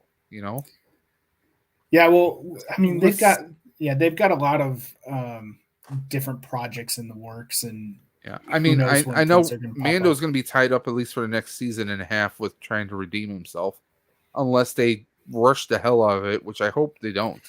Season 3, when I saw the season 3 footage, it looks so good. Season 3 it's going to blow people out of the water. I don't think I've seen season 3 footage yet. Well, it hasn't been made public. I mean, you'll get potato footage from people. Yeah, I've seen people, but it looks too blurry, and I'm just like, I'm not going to sit there and watch something blurry. I'm going to wait for the crisp look, because I want to see every damn detail that's going to be in there. I'm telling you, it looks so damn cool. Steve McQueen was a badass too. But like, if you like, there he goes. I was about to mention Glenn Ford, James Coburn, Henry Fonda. High Noon is a classic western. It's probably one of the greatest westerns. A lot of western movies were kind of cheesy back in the day. Yeah, but like Lee Marvin, I mean, he's a great one. He actually was in a movie with Mark Hamill. Lee Marvin was called The Big Red One. Yep, I've seen it. Yep, good movie.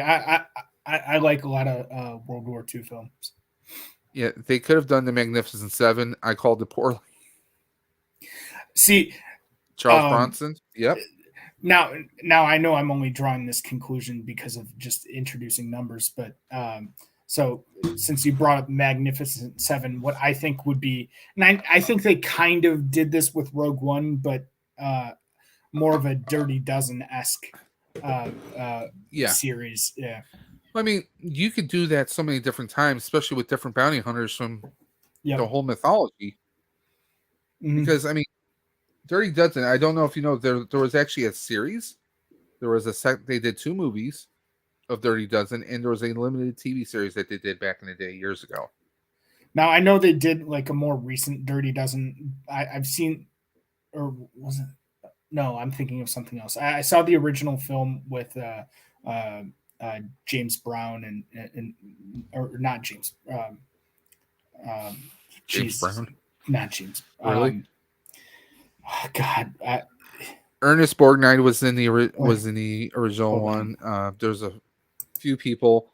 There's a really fun, if you want like an old war movie to watch, but a fun one. There's one called Kelly's Heroes. Yep, I've seen Kelly's Heroes, which starred Clint Eastwood. Clint Eastwood, I mean, he's still an awesome director, even though he doesn't act that much. I'll be honest, a guilty pleasure of mine of his is Space Cowboys. Yeah, with him and Richard Garner and Donald Sutherland. I was right. His name is James, but Jim Brown. The Jim Brown player. Yeah. He's one of the best. I know who you're talking about, Jim Brown. Yeah. Yep. But Telly Savalas, Lee Marvin, Kojak, I mean, there's a lot of great stuff, but like definitely they could draw some inspiration, like you said, a Dirty Dozen. Basically anyone that doesn't know Dirty Dozen, basically an expendable kind of like, if you've seen the Expendables, that's kind of Dirty Dozen, but for hire. Yeah. Yep. That's basically what it is. Well, and it was Basic trying to get concept. every like 80s action movie hero. Which, by the way, together. the next Expendables that they're making is going to be Stallone's last. Yeah. Either he gets killed off or he's walking, like somehow retiring. I only saw the first one. And Jason Statham is supposed to be taking over. I mean, the last one, I mean, as an action movie fan, I enjoyed it to the point where like it was kind of like the old guard saying, okay, yeah, we kind of have to bring in a new guard. Like they had people that were more tech oriented, and obviously you're squeezing that orange until you have nothing anymore. You know? I liken that to the Fast and Furious movies. I just can't be bothered. But I will say this: Stallone bringing back Rambo, I'm still enjoying the Rambo movies that he's been doing.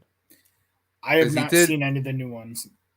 Because he did one where it picks up Rambo like in Vietnam or somewhere in Korea, where he's just, he's got his own little boat and he's chartering it, ferrying people back and forth. He's getting snakes for like snake fights. He's kind of staying low. And the premise is like this Christian church group is trying to help people in Brunei. And it just so happens that some of them are attacked. Clint Eastwood, Stallone was he was telling them like, no, I'm not going to take you down this river no matter what.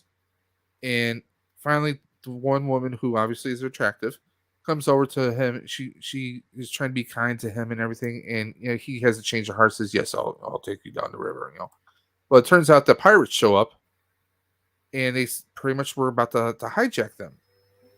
And of course, Stallone stops him. He's Rambo. He's going to stop them with no problem. He kills them. The churchgoers are like, oh, you can't do this. We're going to report you to the authorities. He takes them to where they want to go and leaves, and then finds out that they're all taken hostage, including the girl. So what does Rambo do? Makes his comes up with a machete. He's got his bows and arrows. The church person, the head church guy shows up and has a bunch of mercenaries. He wants him to show that the mercenaries where they were left off. He goes with mercenaries, and he's like one of only 2 other people who actually survive, saving the churchgoers. But it was this was a hardcore. It was like, forget Rambo 3, even forget Rambo 2. This is Rambo 1. This is like him going against all odds. That it was, to me, it was that great. Like this was Rambo not giving a shit about anyone, just throwing caution to the wind. Like he was on a mission to try and do some good. I hadn't seen anything like that in ages, and I thought it was kind of like bringing it back. And not spoiler alert, yeah, I know spoiler has been out for like 6 or 8 years, but at the end is him going back to America, going back to his old family farm. So he finally did get to go home, which was, I mean, for a narrative, someone who my spare time when I was younger, I used to write stories. So to me, that narrative just blew me away that, yes, after all these years, he finally did get to go home. And they did another Rambo movie like 2 years ago. And it was like he had some people that were like hands on the farm.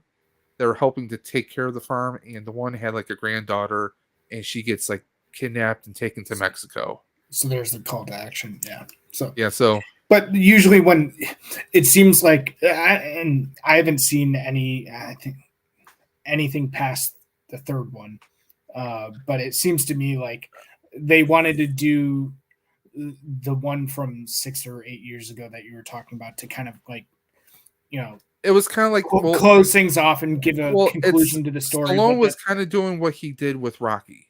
Yeah. Because when they made the movie they made the movie Balboa. Yeah. It was revisiting a Rocky where he was now. His wife had died of cancer. His brother-in-law was getting up in the age, and everything that he knew from his life was being torn down. The old ice skating rink that he went on his first date with Adrian was torn down. Everything wasn't what it used to be anymore. It was kind of like, as you get older, you have less and less friends. There's less and less people who might come around to you. Everything you know is just a distant memory, and you feel like an echo of your former self. To me, that really kind of resonated, but also he gets this, there's, I don't know if you saw that movie, but there's just so happens with computer technology, someone did a hypothetical fight between the current champ in the boxing world, and had he faced Rocky Balboa in his prime, that gets Rocky thinking that maybe he's got a little something left in the tank. And he goes on this mission to try and retrain himself, because they're actually saying, hey, yeah, we want an actual fight. We want an exhibition fight to see how well, and they go through with it. And I mean, for Stallone, for his age, he's still pretty damn fit for the movies, but is it realistic? No. But it's a bit of fun. It's a bit of nostalgia. It's a bit of like, hey, let's suspend belief. And I think that's the point a lot of people are missing when it comes to She-Hulk or other stuff. Suspend belief. This isn't stuff that we are, we're not sitting this so we can watch reality. We're sitting here watching this because we want an escape. We want a little bit of fun. We want, hey, that what if, Yeah. Well, I won't speak too much more on episode 3 of She-Hulk, but definitely spoilers are fine, please. I know that she's twerking. I've seen it all over Facebook and Twitter. Well, not that, but like more substantial type of stuff. It gets pretty meta with with them clapping back at critics of having a female superhero with a name that's derivative of the male counterpart and whatnot. So I've seen plenty of that in Supergirl. Yeah, there's a lot of that. So I mean, it's just exhausting to see some of the criticism and whatnot. Well, I mean, but even in episode 2, she was like, I don't want to be called She-Hulk. Yeah, well, but it kind of sticks, Yeah, so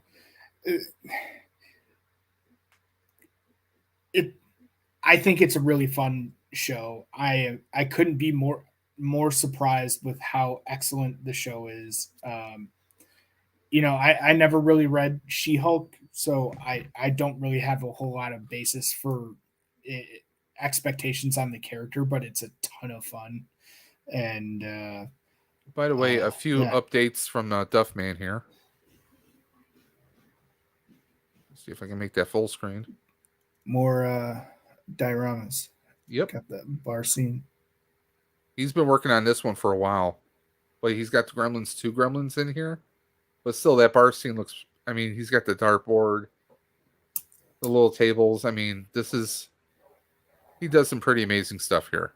That's pretty cool. I would run out of space real fast with dioramas. It's hard enough to just store loose action figures for me. There he's got it in his DTOF. I mean, you got Gremlins. We got Gremlins playing poker, and then we got Greedo in the corner doing flashing everybody.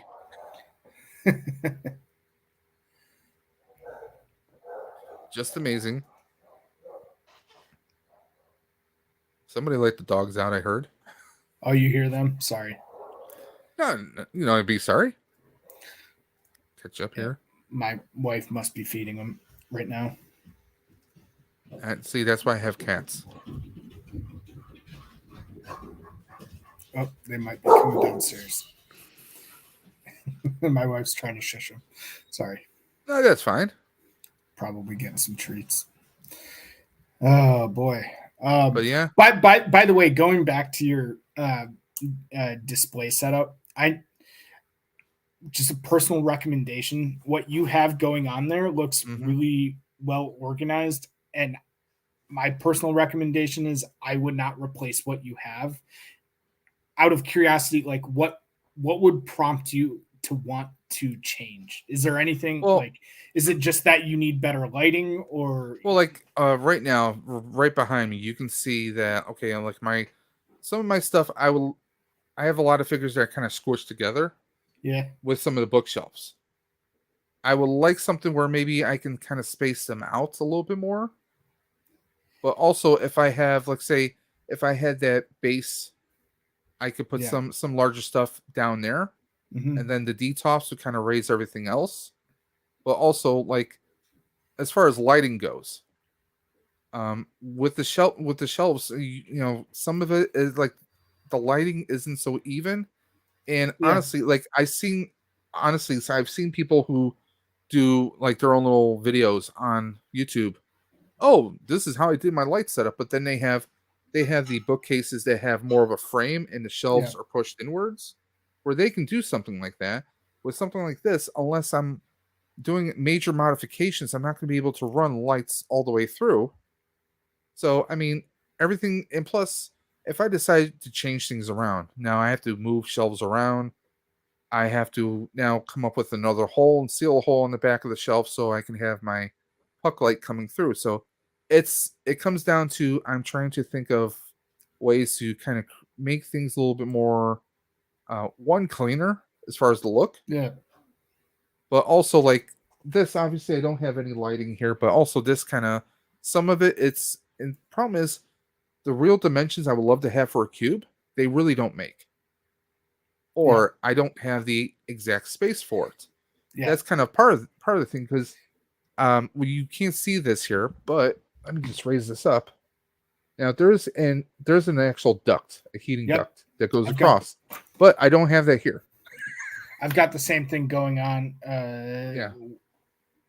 Here or there. That's all ductwork and so I can relate, but just for what it's worth, it looks good. Maybe if you the hard thing you'll find is probably finding something comparable that will fit the exact space and give you the exact kind of like display square footage you want. I actually don't like this room has no light fixture, by the way.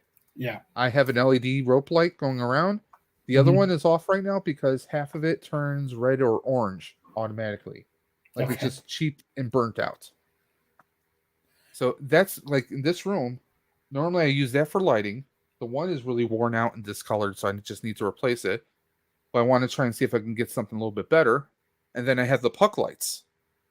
So, like, for example, if it wasn't for the puck lights, which I have them all on the same universal remote, so if I shut everything off, and now I turn this off, I just have a cheap Walmart light over there, and I have a ring light. That's all I have. That looks like the same remote I've got for my Govee strip lights. It's just your standard. But yeah, I mean, all I have is a cheap little Walmart lamp right there. That's not exactly stable. That's the only lighting I have in this. But you know, I make do. For what it's worth, I mean, if you found some wireless pucks or just did well, again, wireless, you're still having to deal with batteries. But for what it's worth, that setup looks pretty good, and as long as you're okay dusting stuff and whatnot, that Well, see, that's another reason why I went from black to white. Was the dust on black will show a lot more. I mean, I'm thinking of doing the puck lights in the cubes here. I just have to get like 2 sets of them, and then I'll have that all set because I still have stuff here like the Fantastic Four ones that came out, the vintage looking ones. Yeah, I still have them sealed. I haven't opened them up yet because I want to do a Fantastic Four display. The 6-inch ones or the 6-inch ones? Yeah. Did you get Galactus? No, I didn't. Yeah, I don't have Galactus money. Well, I haven't backed any of them. You're talking about the HasLab? Yeah, I haven't. I didn't get the Sentinel either. I don't really have many. Yeah, my first HasLab was the Proton Pack. Okay, I did the Razor Crest and. But my Back to the Future Flux Pack that I showed you. Yeah, I sold that, to someone who has a collectible shop down in the Carolinas, and just so he reassured me that it was the right decision because he has his own DeLorean that's decked out. Yeah. So it went to a good home. That would be. Went to that guy's personal collection. Well, he has a collectible shop. Yeah. And he sent me a picture. He was like, "Here, this is where it is. It's, it's in a good place. Don't worry," because I was worried about shipping it. Because shipping it was not easy. Yep. Because I needed something that was wide enough and had deep enough dimensions. Because I included. Have to get a pallet or. No. I mean, the spare packs, they're not that big, but the problem was I had the Mr. Fusion that came out for the Cyclotron. Mm-hmm. So I was worried about that. I didn't want that breaking off. That for one, and, plus I've never really shipped anything anywhere. So if it's the first time doing anything, you're kind of worried about it, you know. But it turned out that I didn't exactly make out. I didn't really make a profit with it. I mean, we settled on an idea for the price, and then shipping was just astronomical. Just to ship it from Buffalo to down in Carolinas where he is. So I mean, you know, it is what it is. But you know, I got about, I think maybe 400. I think we did like 300 or 400. No, about three. I'd say about 300. I was profit off of the whole situation, and that's what I put down towards money for, and I, you know, raised the other money so I could do the HasLab. I mean, $400 for a proton pack, for a 1-to-1 scale proton pack. That's like winning the lottery right there. Were you an early backer, and did you get the slime? Or I did not back it the first day because one, I didn't know that didn't take the money out until certain dates. Yeah. I wanted to wait until I had the money. That's what I did. I waited until I had the money, but we are getting the Stay Puft marshmallow on it. Yeah. Because usually you see the marshmallow from like the first movie, so you can kind of do that. Yeah. Although I kind of want to do more of a foam. Like more foam, because like at the end of the first movie you get the foam that's everywhere. Yeah. I'd rather get something like that and possibly have like little magnets where it can attach onto the pack. I think that would look a little bit more realistic. I mean, it's very flat looking, the effect itself. So well, it just clips in and hangs. I mean, it's just yeah. I'm still kicking myself for not getting it earlier. Just like it would have cost me nothing extra. The thing I'm still worried about is the stand. The stand does not look that sturdy. I know people who could probably make something much better and probably will once they have it in hand. Oh, I'm sure. Yeah, I have no idea how I'm going to display that, and I hope my wife never sees me on this and admitting to that, because I told her I'm just like, I'll figure it out. Don't worry. Do you want a good laugh? My wife says, because I said, I ordered the proton pack, because she knew all about it. Yeah. Okay. She said, I want one. And I said, do you have the money for it? Because I have built my wife a spirit pack. She has a spirit proton pack, but she never wears it. So I'm thinking to myself, she's not going to, if I get her this pack, she's not going to wear it, because she's actually a fellow Buffalo Ghostbuster. She carries this big Stay Puft that we have. And she will actually dress up as a lady Stay Puft, believe it or not. So that's like, she tells people, this is my prop, this is my pack. So I'm like, okay, so that justifies. I'm not spending another $400 that I don't exactly have on another pack. Although I do know people who bought multiples and who already plan on sitting on them for like a year or two after they get them and flip them, which will cover the cost of everything else. So, I mean, obviously there are people who do that, Yep. And I'm not going to fault anyone for doing it. It's because there's going to be a demand. I mean, I see there's some local shops I've been to in my area here that have the the Razor Crest. It has Razor Crest to $1,200 is what I saw people at Celebration selling them for. And you know what? I can't sit here and fault anyone for doing that. Yeah, I really can't, because ultimately it comes down to, hey, you bought that, people are going to be looking for that, so it's I have can't less fault you for it. More power to you. I have less of a problem personally with the HasLabs, because those are unlimited. You could, per person 5 limit, right? But like in the time allotted, as many people can back them, and it's not like they sell out, right? So I mean, and you are given, it's not like, it's 20 days. No, you usually have 2 months on average, maybe a month and a half time frame. Yeah, it depends. Give or take. Yeah. One thing I am kind of bummed about just on the HasLab topic, did you ever see the failed Cookie Monster? No, I've heard of this failed Cookie Monster, but I've never seen it. You should try and look it up because the for like something that big and with that many points of articulation for like a stuffed animal, that is pretty cool. I'm a big Muppets fan, and especially Fozzie Bear. I would have loved it if they could have applied that skeleton to make a big Fozzie Bear and make like Muppets. That would be really. I know they don't have the license for the Muppets, but that would have been so cool to do something like that. Obviously, not very popular, very niche, and that's why it was a HasLab and not a general release. But I mean, yeah, that kind of goes without saying, but I get that. But I mean, I hope that they continue down the line with other props because I mean, if you did the wand, you did a proton pack. Give us a trap. I would love a working trap. I technically have a working trap. I have a working pedal. It's not screen accurate, but I have a working pedal that I use at different events and cons. In fact, during the pandemic, I made the hose for the trigger for the pedal long enough so we had like maybe 10 foot distance. Mm-hmm. And what I was doing at events was I would put candy in the trap so I could hit the pedal to trigger it for trick-or-treating events. That's clever. That was just really smart for like the Halloween events we did. But it's like little things like that. It was the Walmart trap that people were selling. In fact, I still have one. It's not in box anymore, but it's still intact.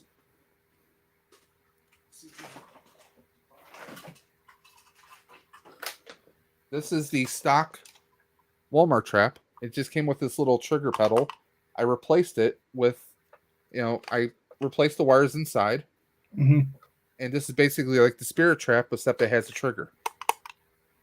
And I just replaced it with a very heavy-duty pedal you get from like Amazon, like you would see in a machine shop. I painted it black and red, so it kind of has some Ghostbuster colors to it. But this one is still stock, still has the belt clip. I'm probably going to modify this one, just like that one. But you can't find these anymore, so... But it's still in one piece. I just don't have the box for it.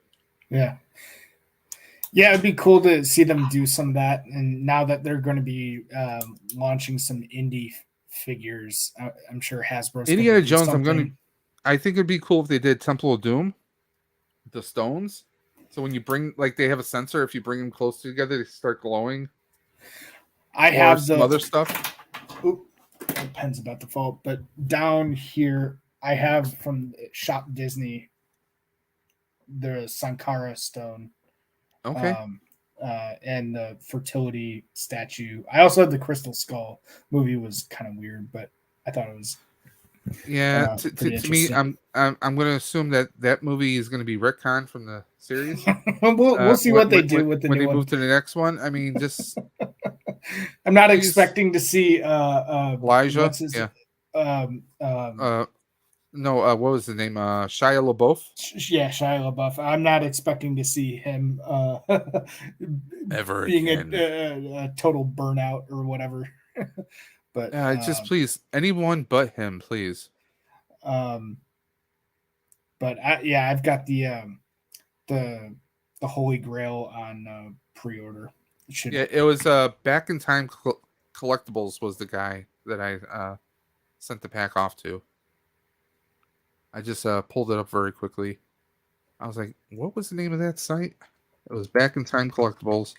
Real nice guy, by the way. And if anyone's in the Carolinas, you've heard of Back in Time Collectibles, go check him out. He actually showed me he has it. He had it sitting in his his store as a display piece. I mean, you gotta figure that's gotta be one. You don't see something like that every day. So this guy has a DeLorean of his own, and he actually has the DeLorean, and it's fully decked out. Yes. Okay, and that's something he's selling, that's his own personal thing that he'll take to at his shop, and I wasn't sure if he was if he bought your pack because he wanted to add it to his personal collection. I'm sure there's that too, because my pack was actually featured. There's a Rent a DeLorean company. They saw my pack on Facebook, and they're like, "Hey, can we feature your pack on our page?" I was like, "Sure." And just he doesn't mention me by name or Dave's Dimension because that predates the channel. Yeah. But yeah, I mean, it's great. There's more people actually doing more crossovers. I've seen people do My Little Pony paint scheme. Okay. On a proton pack. A friend of mine, Whitney, that actually runs the Ghostbusters Marketplace on Facebook, and also there's a Facebook group called Ghostbusters Fusion where crossovers collide. Basically, she has a Beetlejuice proton pack. Yeah, I saw that. I was just. I'm sorry. Well, Taz, why don't you guys join the stream? Listen, Dark Taz, there is a link that you guys could join if you wanted. The link is in the chat. If you guys want to come on and talk about some other things, as long as it's not your meat sabers. See, I know Dark Taz is not so quick with the technology. He's not even on Instagram, so he's got his email and he's good with that. I'm too high to go anywhere else. Tez, you're over that 20 minutes, so at least you're alive, right?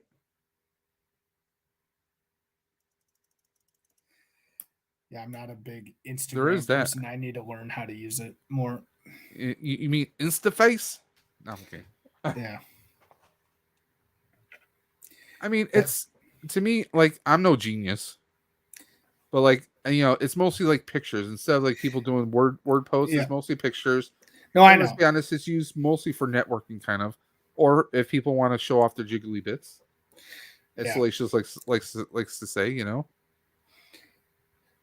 Twitter, as toxic as it can get, was more akin to like. I'd say Facebook is more toxic than Twitter, to be honest. I've only because there are a lot more older people on Facebook, like my parents. No, I mean there are people that are from all walks of life who they're just the worst. Yeah, unfortunately even in the Ghostbuster community we have our own toxic half. Okay, yeah. There's a lot of people who feel a certain kind of way about Ghostbusters. Answer the call. Is it my favorite Ghostbuster movie? No. Is it my least favorite Ghostbuster movie? Probably yeah. But that has to do more with the writing and the story, at least in my personal mind. But, that's my opinion, but I don't go attacking people because they like that movie. But there are those that do, unfortunately. It's sad but true, but it is a fact. Speaking of a fact. We got someone. Who is it? Well, if he talks, it's Darth Taz. I'm just getting a blank screen here. Spinning. It's loading. His Wi-Fi must be a little slow. His Wi-Fi. Earth calling Taz. Come in, Taz. Lack. Yeah. At least boomers are angry, Eric says. Well, my parents my parents are boomers and they get involved in some crazy conversations. Darth Taz isn't a boomer, technically speaking. He's still a Gen Xer because him and I are the same age. Yeah. I'm definitely not a boomer. But he plays one on TV. The only thing I make up is about boomstick. The hell was that? That is my. What are you watching? Do I even want to know? No, that's my text tone. It's Thor's goat screaming. That is awesome. Oh God, I love that. I need to find that because I have a friend who hates those damn goats. Oh, I love that. And I just want to. I will love to annoy the hell out of him. We were at a baseball game this past year. It will eventually drive you crazy. It drives me crazy. Well, we were at a minor league baseball team game this year, and that's what they played every time for a foul ball. Was the goats, and there was a lot of foul balls that game. Every time for a foul ball. Oh shit! Hold on 1 second. Did you buy that tone? I did. My daughter made me because, like I said, I'm deaf as fuck, and so what? Yeah, exactly.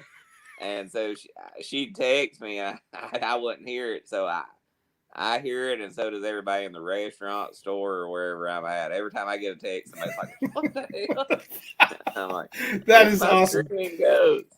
I have all Star Wars stuff like for my wife and my mom when they call me. I've got the Imperial March.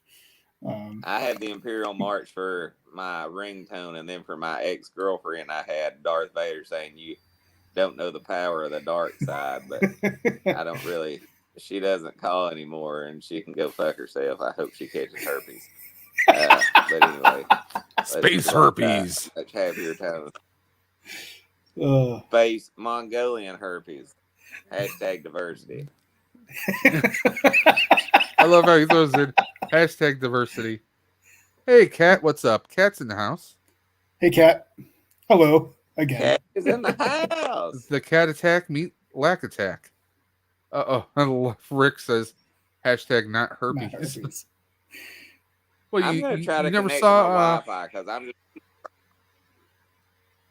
If it cuts me off, I'll be back. I'm working on something. Trying to make aren't it you better. used to being cut off? Yes, actually, I am. That's what she said. You can't cut me off if you don't know where I'm getting it. That's what Tasman always said. So, you have any good Any pickups? better? Who, me? Yes. Are you there? Can you hear us? You're frozen. hear me? You're Mr. Freeze. Fuck! Are you serious? We can hear you, but your video's a little choppy. Yeah. Damn it! Hold on. How do I? It's close getting that? No. It's getting a little bit better better. now. Yeah, it's getting a little bit better. Okay. I got this week. I got a heck of a deal on the Vintage Collection Kenobi. I had a Walmart. I got the Darth Vader and the Kenobi from the Vintage Collection for $9.97. They Oh, accidentally shoot. mispriced. I got the Black and Series. I held them to it. I got those two too. I was thinking of Now getting my the daughter's Vader. calling me. Go ahead and answer your daughter. Hello. Okay. I do still have to find time to open up I'm a Venom. If there's nothing, I'll call you back. All right, love you. That Venom is good. Actually, they did a Disney Store exclusive Venom that I thought was better. Marvel Select. Have you seen that one? No, I don't think I've seen that one. I don't think I've seen that I'll have one. to check it out. Oh, speaking of checking things out, let Hey, him Rich. breathe. What's going on? What's going on? It's Dude, I love LeftCoast your beard. Graphics, also known as hashtag let him breathe. Let him breathe. Yeah, let breathe. This many action figures today. Ooh, It was What good. is it? Good times. make Nice. it Thank you, rain. guys. Yeah. Let me ask you, Dave. Do you like that Darth Vader Black Series from the Kenobi? I haven't opened him up yet, but I mean, it's the only Vader I have. He's a reproduction of the first one. I truly believe. I don't think they did anything Well, different. I can't say he's the only Vader I have because I have the Hyper, whatever it was called, collection. Hyper real. The hyper real. Yeah, I got the that him and Luke. I have those two. They did say when they announced this figure that there is some reuse, but I can't remember what the specific difference is.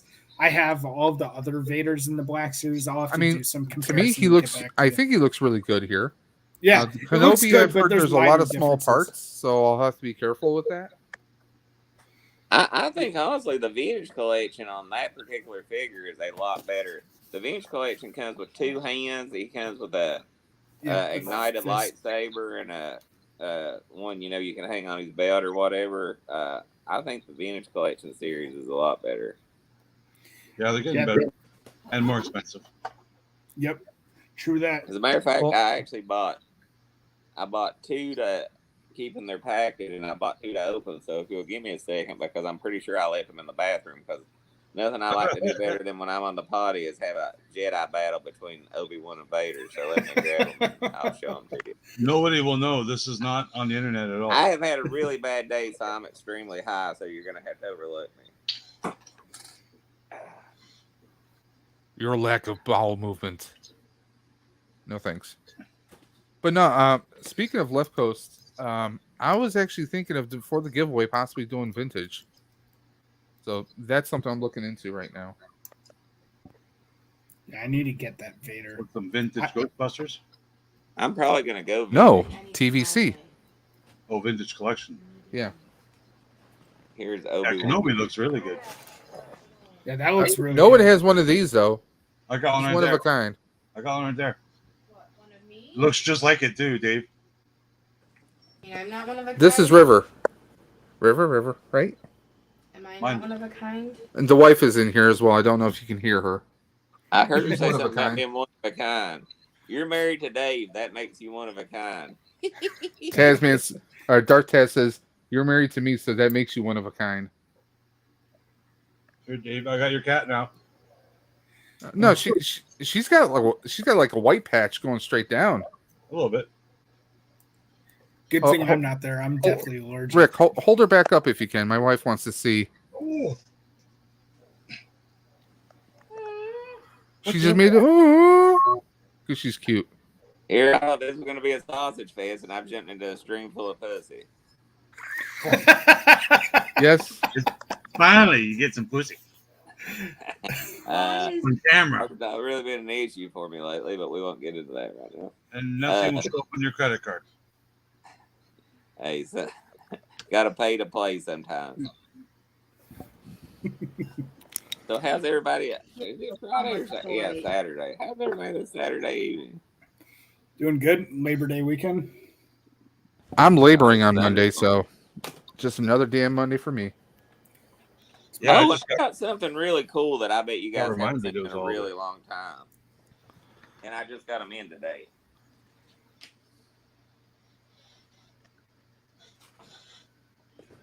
my favorite big open today. Here we go.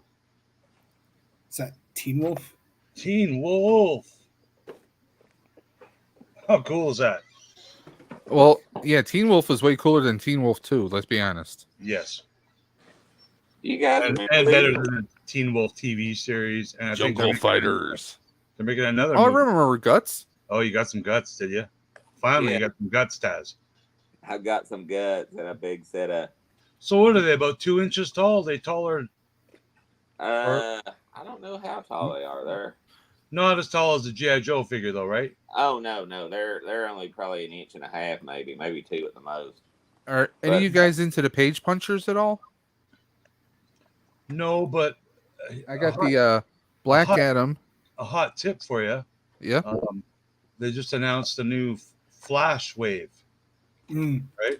Oh, That okay. are all like brand new, never seen before, like designs I of saw. Flash and the Girl of Grodd and some other characters. Oh, I saw a wave that Designed was by supposed to be Todd coming out. McFarlane that come with comics, Okay. and the comic is DC Comics #1, The Flash. So, Okay. I think Todd McFarlane's about to be the new head of DC Comics and take over all publishing. They need all the help So- they can get because they're shit for about the last 5 years. I don't think that Warner Brothers cares about the little paper kitty books that No. they make, so I think they might not. Hey, what's sell up, it Geek off, Strong? What's up, Gap? give the responsibility to Todd McFarlane and pay him to do it. Gilster's in the chat here. What's going on? Do you Yeah, know? I mean, I I saw the recent wave that they're releasing like through Entertainment Earth and a whole bunch of others, but it looks like Injustice. I'm kind of over the Injustice because they've already done the Injustice figures for the most part. He does it he did it in a regular McFarlane line, right? Okay. Yeah. so They the already. comic book that's coming with the Flash and the other ones in that wave. They have not come out before those comic books. I mean, I So, like like, this Grodd. If you I have collect them right comic here. books, that's going to be the way you get that comic book for, if this Yeah. Flash gets rebooted by McFarlane or not. Be one to watch out for if you're I mean- a comic book geek. I have the Grodd that they did before, and I You think he was actually pretty good. Yeah, that's rad. Yeah, the new one is more. The armor looks more yellow, like the colors that would be in a comic book, I guess. Yeah, I have the Injustice Flash, both the red and the white one. Yeah, the new one's way Not the different. greatest figure. It's Yeah. kind of futuristic looking. I'm gonna have to look that up. I know to pronounce McFarlane. He's Canadian, eh? Hey, Geek Strong, Dino. It's like you say. Some people say catsup, and some people say ketchup. Some people call it red sauce. Some people say soda. Some people say pop. Tomato sauce.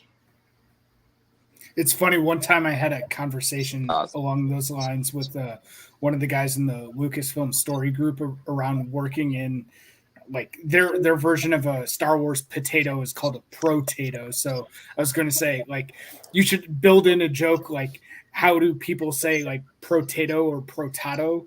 You should build that into, and they actually did it in one of the comics. I can't remember, but I met the guy. The Black Light or Black Adam. I met that one, the one guy from the story group at Celebration in 2019 in Chicago. When went to the Second City comedy show. Nice. Does his name rhyme with Hablo Jibidablo? No. Leland Chi. Cool. What a fun job that would be. Yeah.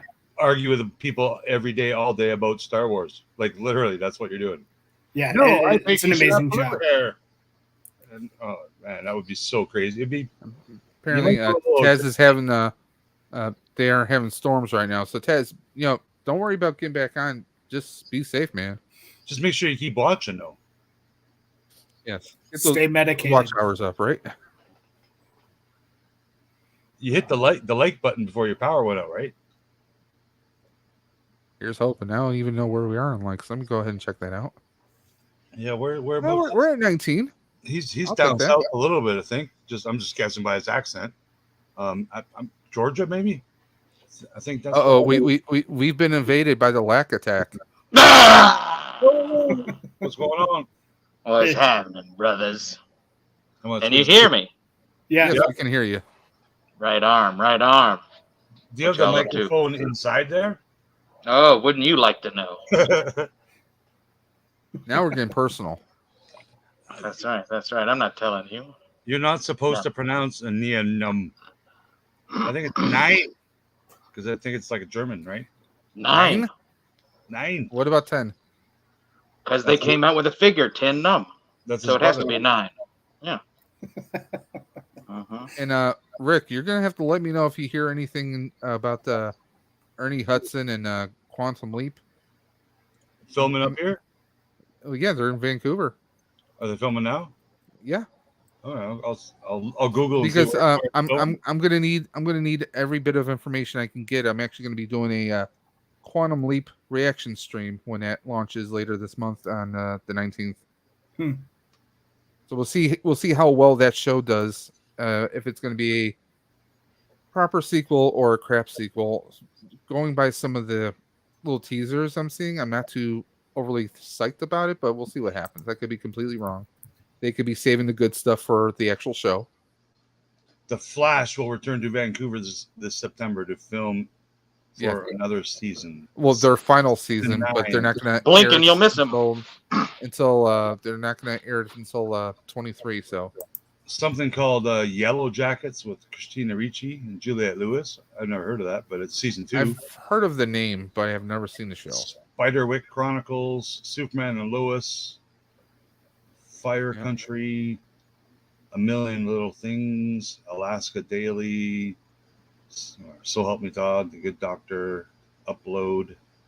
There's a lot of stuff being filmed. Upload's a good show. I like that on Amazon. Kung Fu Season 3, Nancy Drew Season 4, Percy Jackson, The Olympians Season 1. Well, that's Ryan Reynolds. Oh, he's producing it?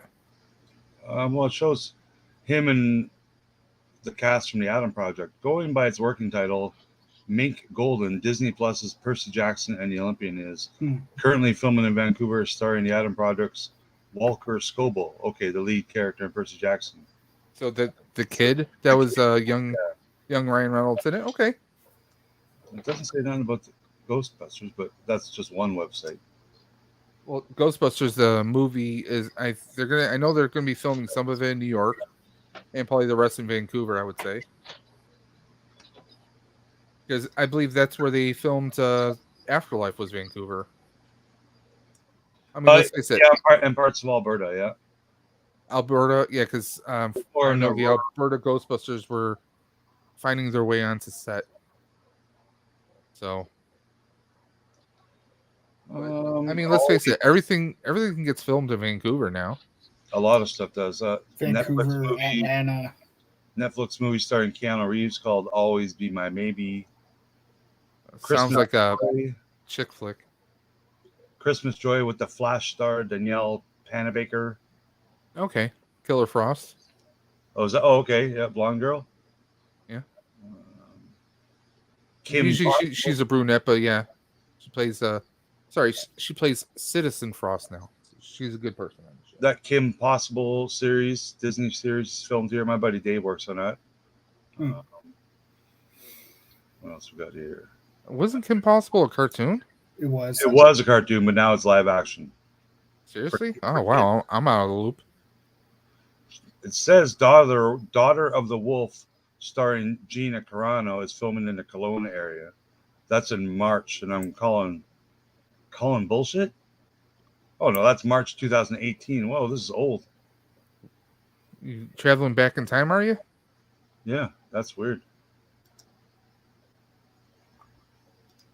Because she's not allowed in Canada now. Oh, she isn't? Well, no, if you're not vaccinated, you're not. Oh, okay. Yeah, I forgot she wasn't about that vaccination life. With the United States, if I'm not vaccinated, I can't go to the United States. Like that's, or the UK or Australia or any other modern world country. Like I forgot that she wasn't vaccinated. You can't go to any of the other countries that Vaccinated for what? The current pandemic. For herpes. What? The current herpes pandemic that we all just had to live Look, for 3 years. Look, I know somebody, they got the HIV one time, and it was hell to get rid of. You don't want to get that twice. I know that. I don't think you can you? Oh, yeah. The HIV, once you get the HIV, isn't that for life? Like the herpes? No. Really? I'm pretty sure. It's a joke. Yeah, it's a joke. Right over. Yeah, right. Well, I think that joke actually picked up speed as it went over your slick head. Knocked over a toy. Yeah, I seen it. It's like an apparition. Zoom. Crazy. Yeah, I've driven from Florida to Alaska 7 times in my life. And, is that right? Eh? Holy yeah, oh yeah. Oh yeah. That's quite the trek. Oh, it is. It is. But pre whatever is going on, it just got too hectic. Too much, a lot of money to drive. A lot of money to drive through there. Oh yeah. It's been probably 7 years since I did the last trip, but it was probably $6-7 a liter in the Yukon. Yeah. For gas, So I've driven across Canada, like from Vancouver to Ontario, kind of thing, and I've done that many times. And in '84, my family, like my mom and dad, me and my sister. Welcome, keep on collecting. Thank you. We rented a Winnebago and we drove around all of like America. Like we went to Graceland and the Grand Canyon and Disneyland and Dollywood. Like we went everywhere. Indianapolis 500. We went everywhere you can go on the road in like a 2-month period. We brought a cat with us. Yeah, it was a good adventure. I'll always remember that. Yeah. I'd love to do it again as an adult, like 40 years later. Well, come on. I just moved from Alaska to Florida. That's like 6,000 miles, isn't it? It's 6,684 from the door of the house I bought here to the door of the house I sold there. Yeah, that's twice as far as like Vancouver to like Toronto or Ottawa. It's pretty far. That's a big move, Alaska to Florida. Yeah. Well, I like to keep them guessing, I like to keep them guessing. But yeah, well, I tell you one thing. If you ever make it to the panhandle of Florida, you all got a place right here at the Wolf Den. So don't hesitate to let me know. Well, doesn't everyone go there to retire? I don't know what they do. No, here. that's the villages. Florida and Arizona, isn't that where everyone goes to retire? Yeah, it just depends on the tolerance for humidity. Yeah. Oh, in America. Yeah. Well, I can probably confirm that, Rick, because the company I work for provides different telecommunication services for all the residents in that area. and let's just say the bulk, I'd say about 85% of my calls that I get every day are from Florida. Really? So yeah, my mom just moved out of my place with my wife and I. She was with us for 3 years after my stepdad passed, but she just moved to St. Petersburg. So Okay, yeah, there's certain areas I know that are more, prone to attract the seniors and stuff. Even up Canada, like our senior citizens, like why would you retire and stay in Canada when you can go to hot, sunny Florida or Arizona? Yeah. They're what do they call them? The bluebirds or snowbirds? Snowbirds. Snowbirds. So yeah. Like No, it's 30% it's of the that blue population hairs. is It's the blue hairs and the hairs, yeah. snowbirds. So a large chunk of that population in those retirement homes and whatnot down in Florida and Arizona are retired Canadians as well. Speaking of Florida, and I'm not trying to be mean, but up here, we have a local we have the local morning show. The guys are known as Shred and Reagan. They play a game every week called OTF, which stands for Ohio, Texas, or Florida. They play a news story. They will bleep out any kind of descriptive words that will give you a clue as to what state this is happening from, and you have to guess Texas, Ohio, or Florida. OTF. I've seen similar things, not quite the same, but yeah. Yeah, like usually, and what to do periodically. There's a big senior community known as the Villages.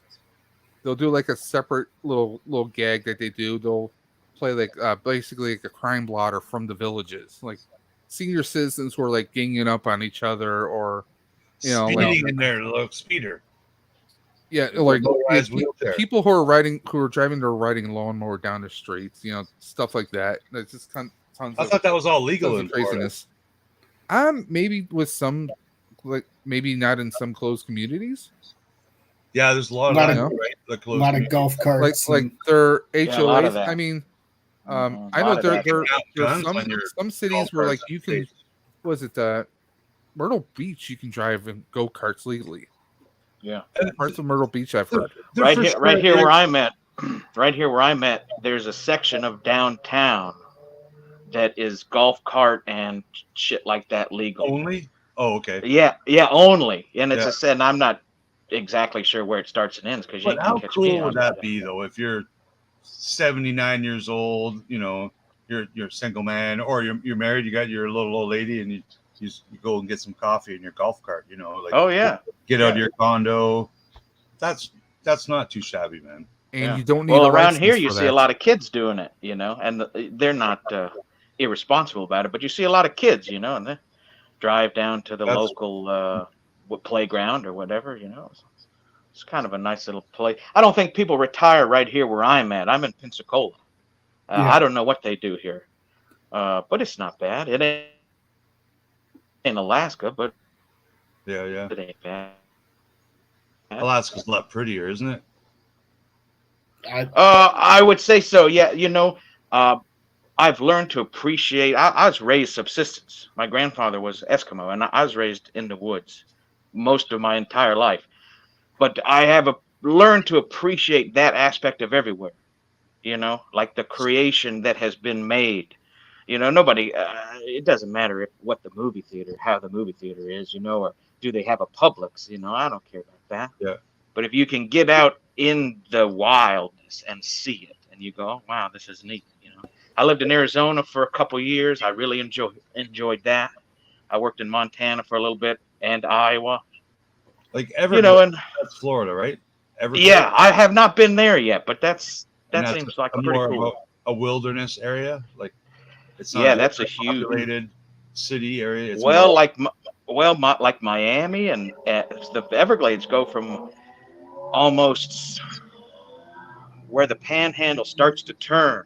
Mm-hmm. It doesn't take very far from there all the way to Miami. It's supposed to be all Everglades. And it's just a few places where they can build cities, And I haven't been down there much. Retro John is the one to ask about that. He lives guys on their motorcycles, or like if it's Ewan McGregor or whatever those shows, and they go down there, and it's all these little bridges and islands, and different parts of Florida and stuff. And I'm like, wow, that looks really cool. But like up here, we gotta go around mountains and shit, right? Which is pretty cool on its own. But I love the different environments, and that's the main reason why I'd want to travel to anywhere on the planet, whether it be Australia or my wife has traveled around the country, but I haven't. The countryside, like I want to see Ireland and Scotland and castles. Ireland would be awesome. I don't want to see a bunch of high rises and condos. Like I do, but I mean, I want to see the parts that I don't have here. The parts that I don't grow up and see. Like even when I went to Chicago in 2018, sure, it's just a big city and stuff, but some of those buildings are like 400, 600 years old, and like they're still standing, and they're still in use and stuff. And like you don't see that everywhere.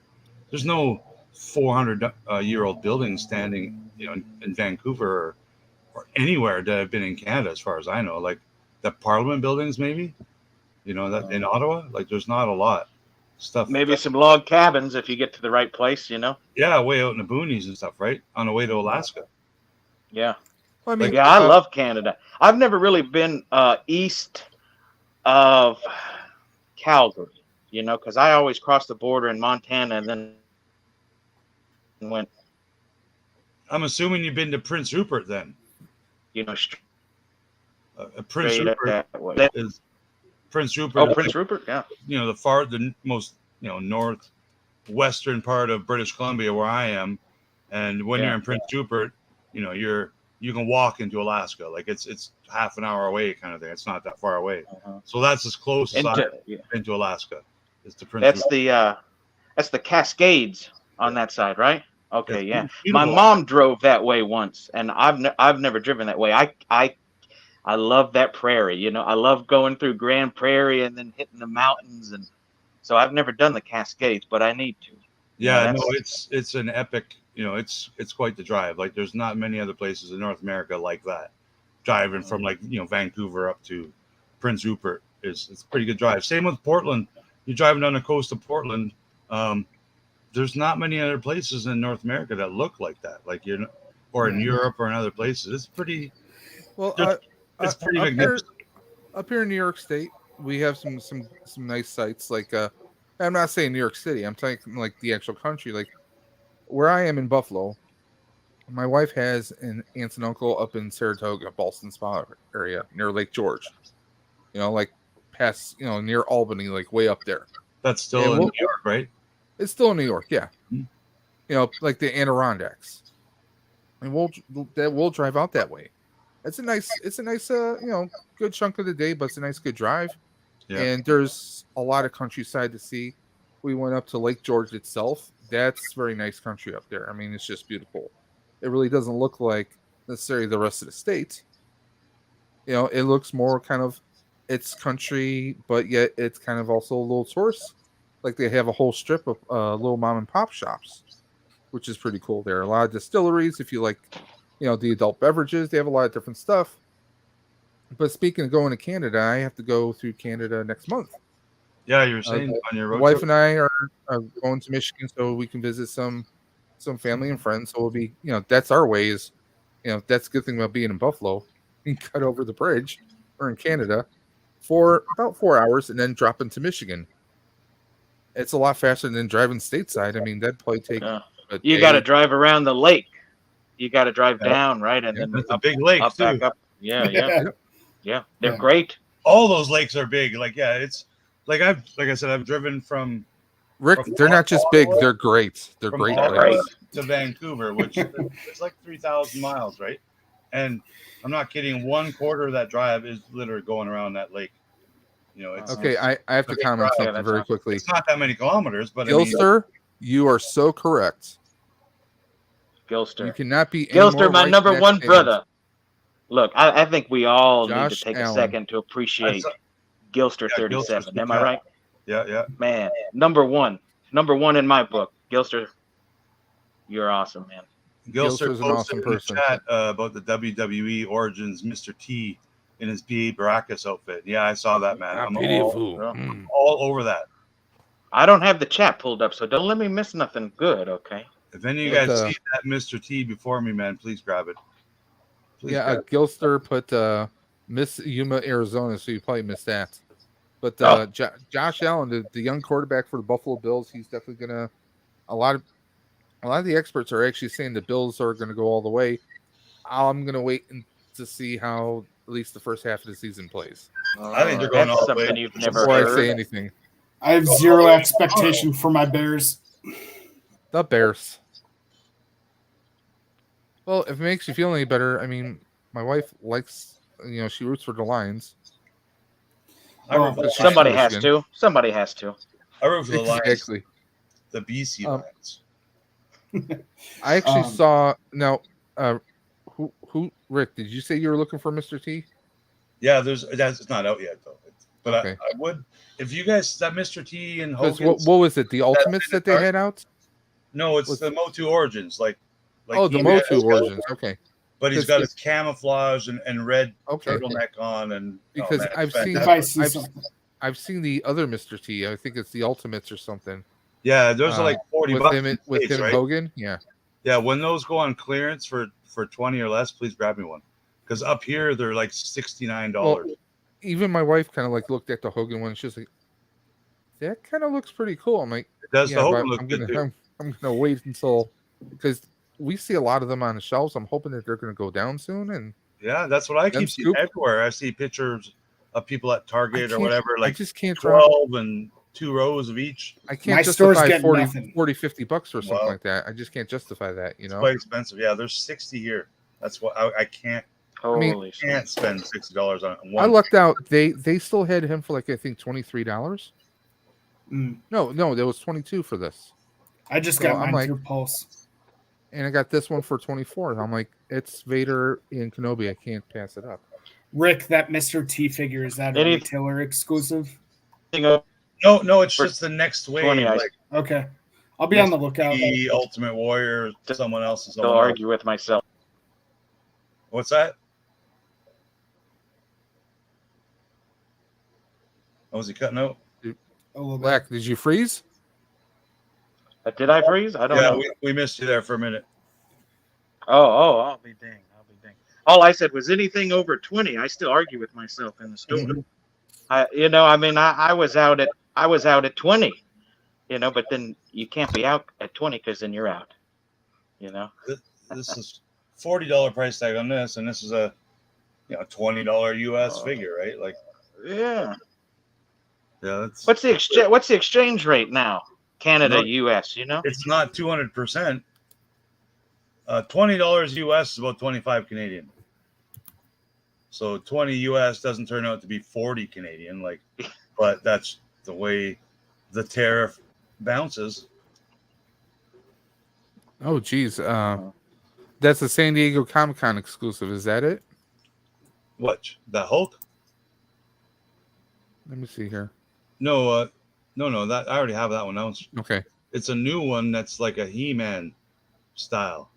So type in Motu after, yeah. Okay, that's the first one, the Pitier of the Fools. There is a new one though. That's just WWE. I'll probably have to keep an eye out for it. Then just they're not showing anything. Just go to my heroes and villains page. Mr. T used to live in the town just north of me. He got in trouble for cutting down a tree. One time. Yeah. Apprentice Ewok, like a couple weeks ago, maybe 3 weeks ago, he was at a convention in Chicago. And he's like, Chicagoan. Oh yeah, I saw Mr. T at Walmart.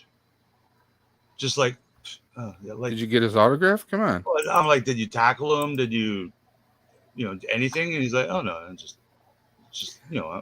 I'm just Mr. T. It's just Mr. T, But Brandon's young kid. He doesn't like Mr. T isn't God. He doesn't appreciate the Mr. T is a god, and he just doesn't know it yet. I mean, he's fought off cancer. I mean, he's indestructible. I mean, for someone from, I look at him. He's Mr. T. He was B.A. Baracus. He's a very inspirational guy. Rocky 3, DC Cab. His whole he life. was always doing stuff for kids. I lost a lot of money on him on that Rocky movie, man. That wasn't real, right? What? You were betting on the fight?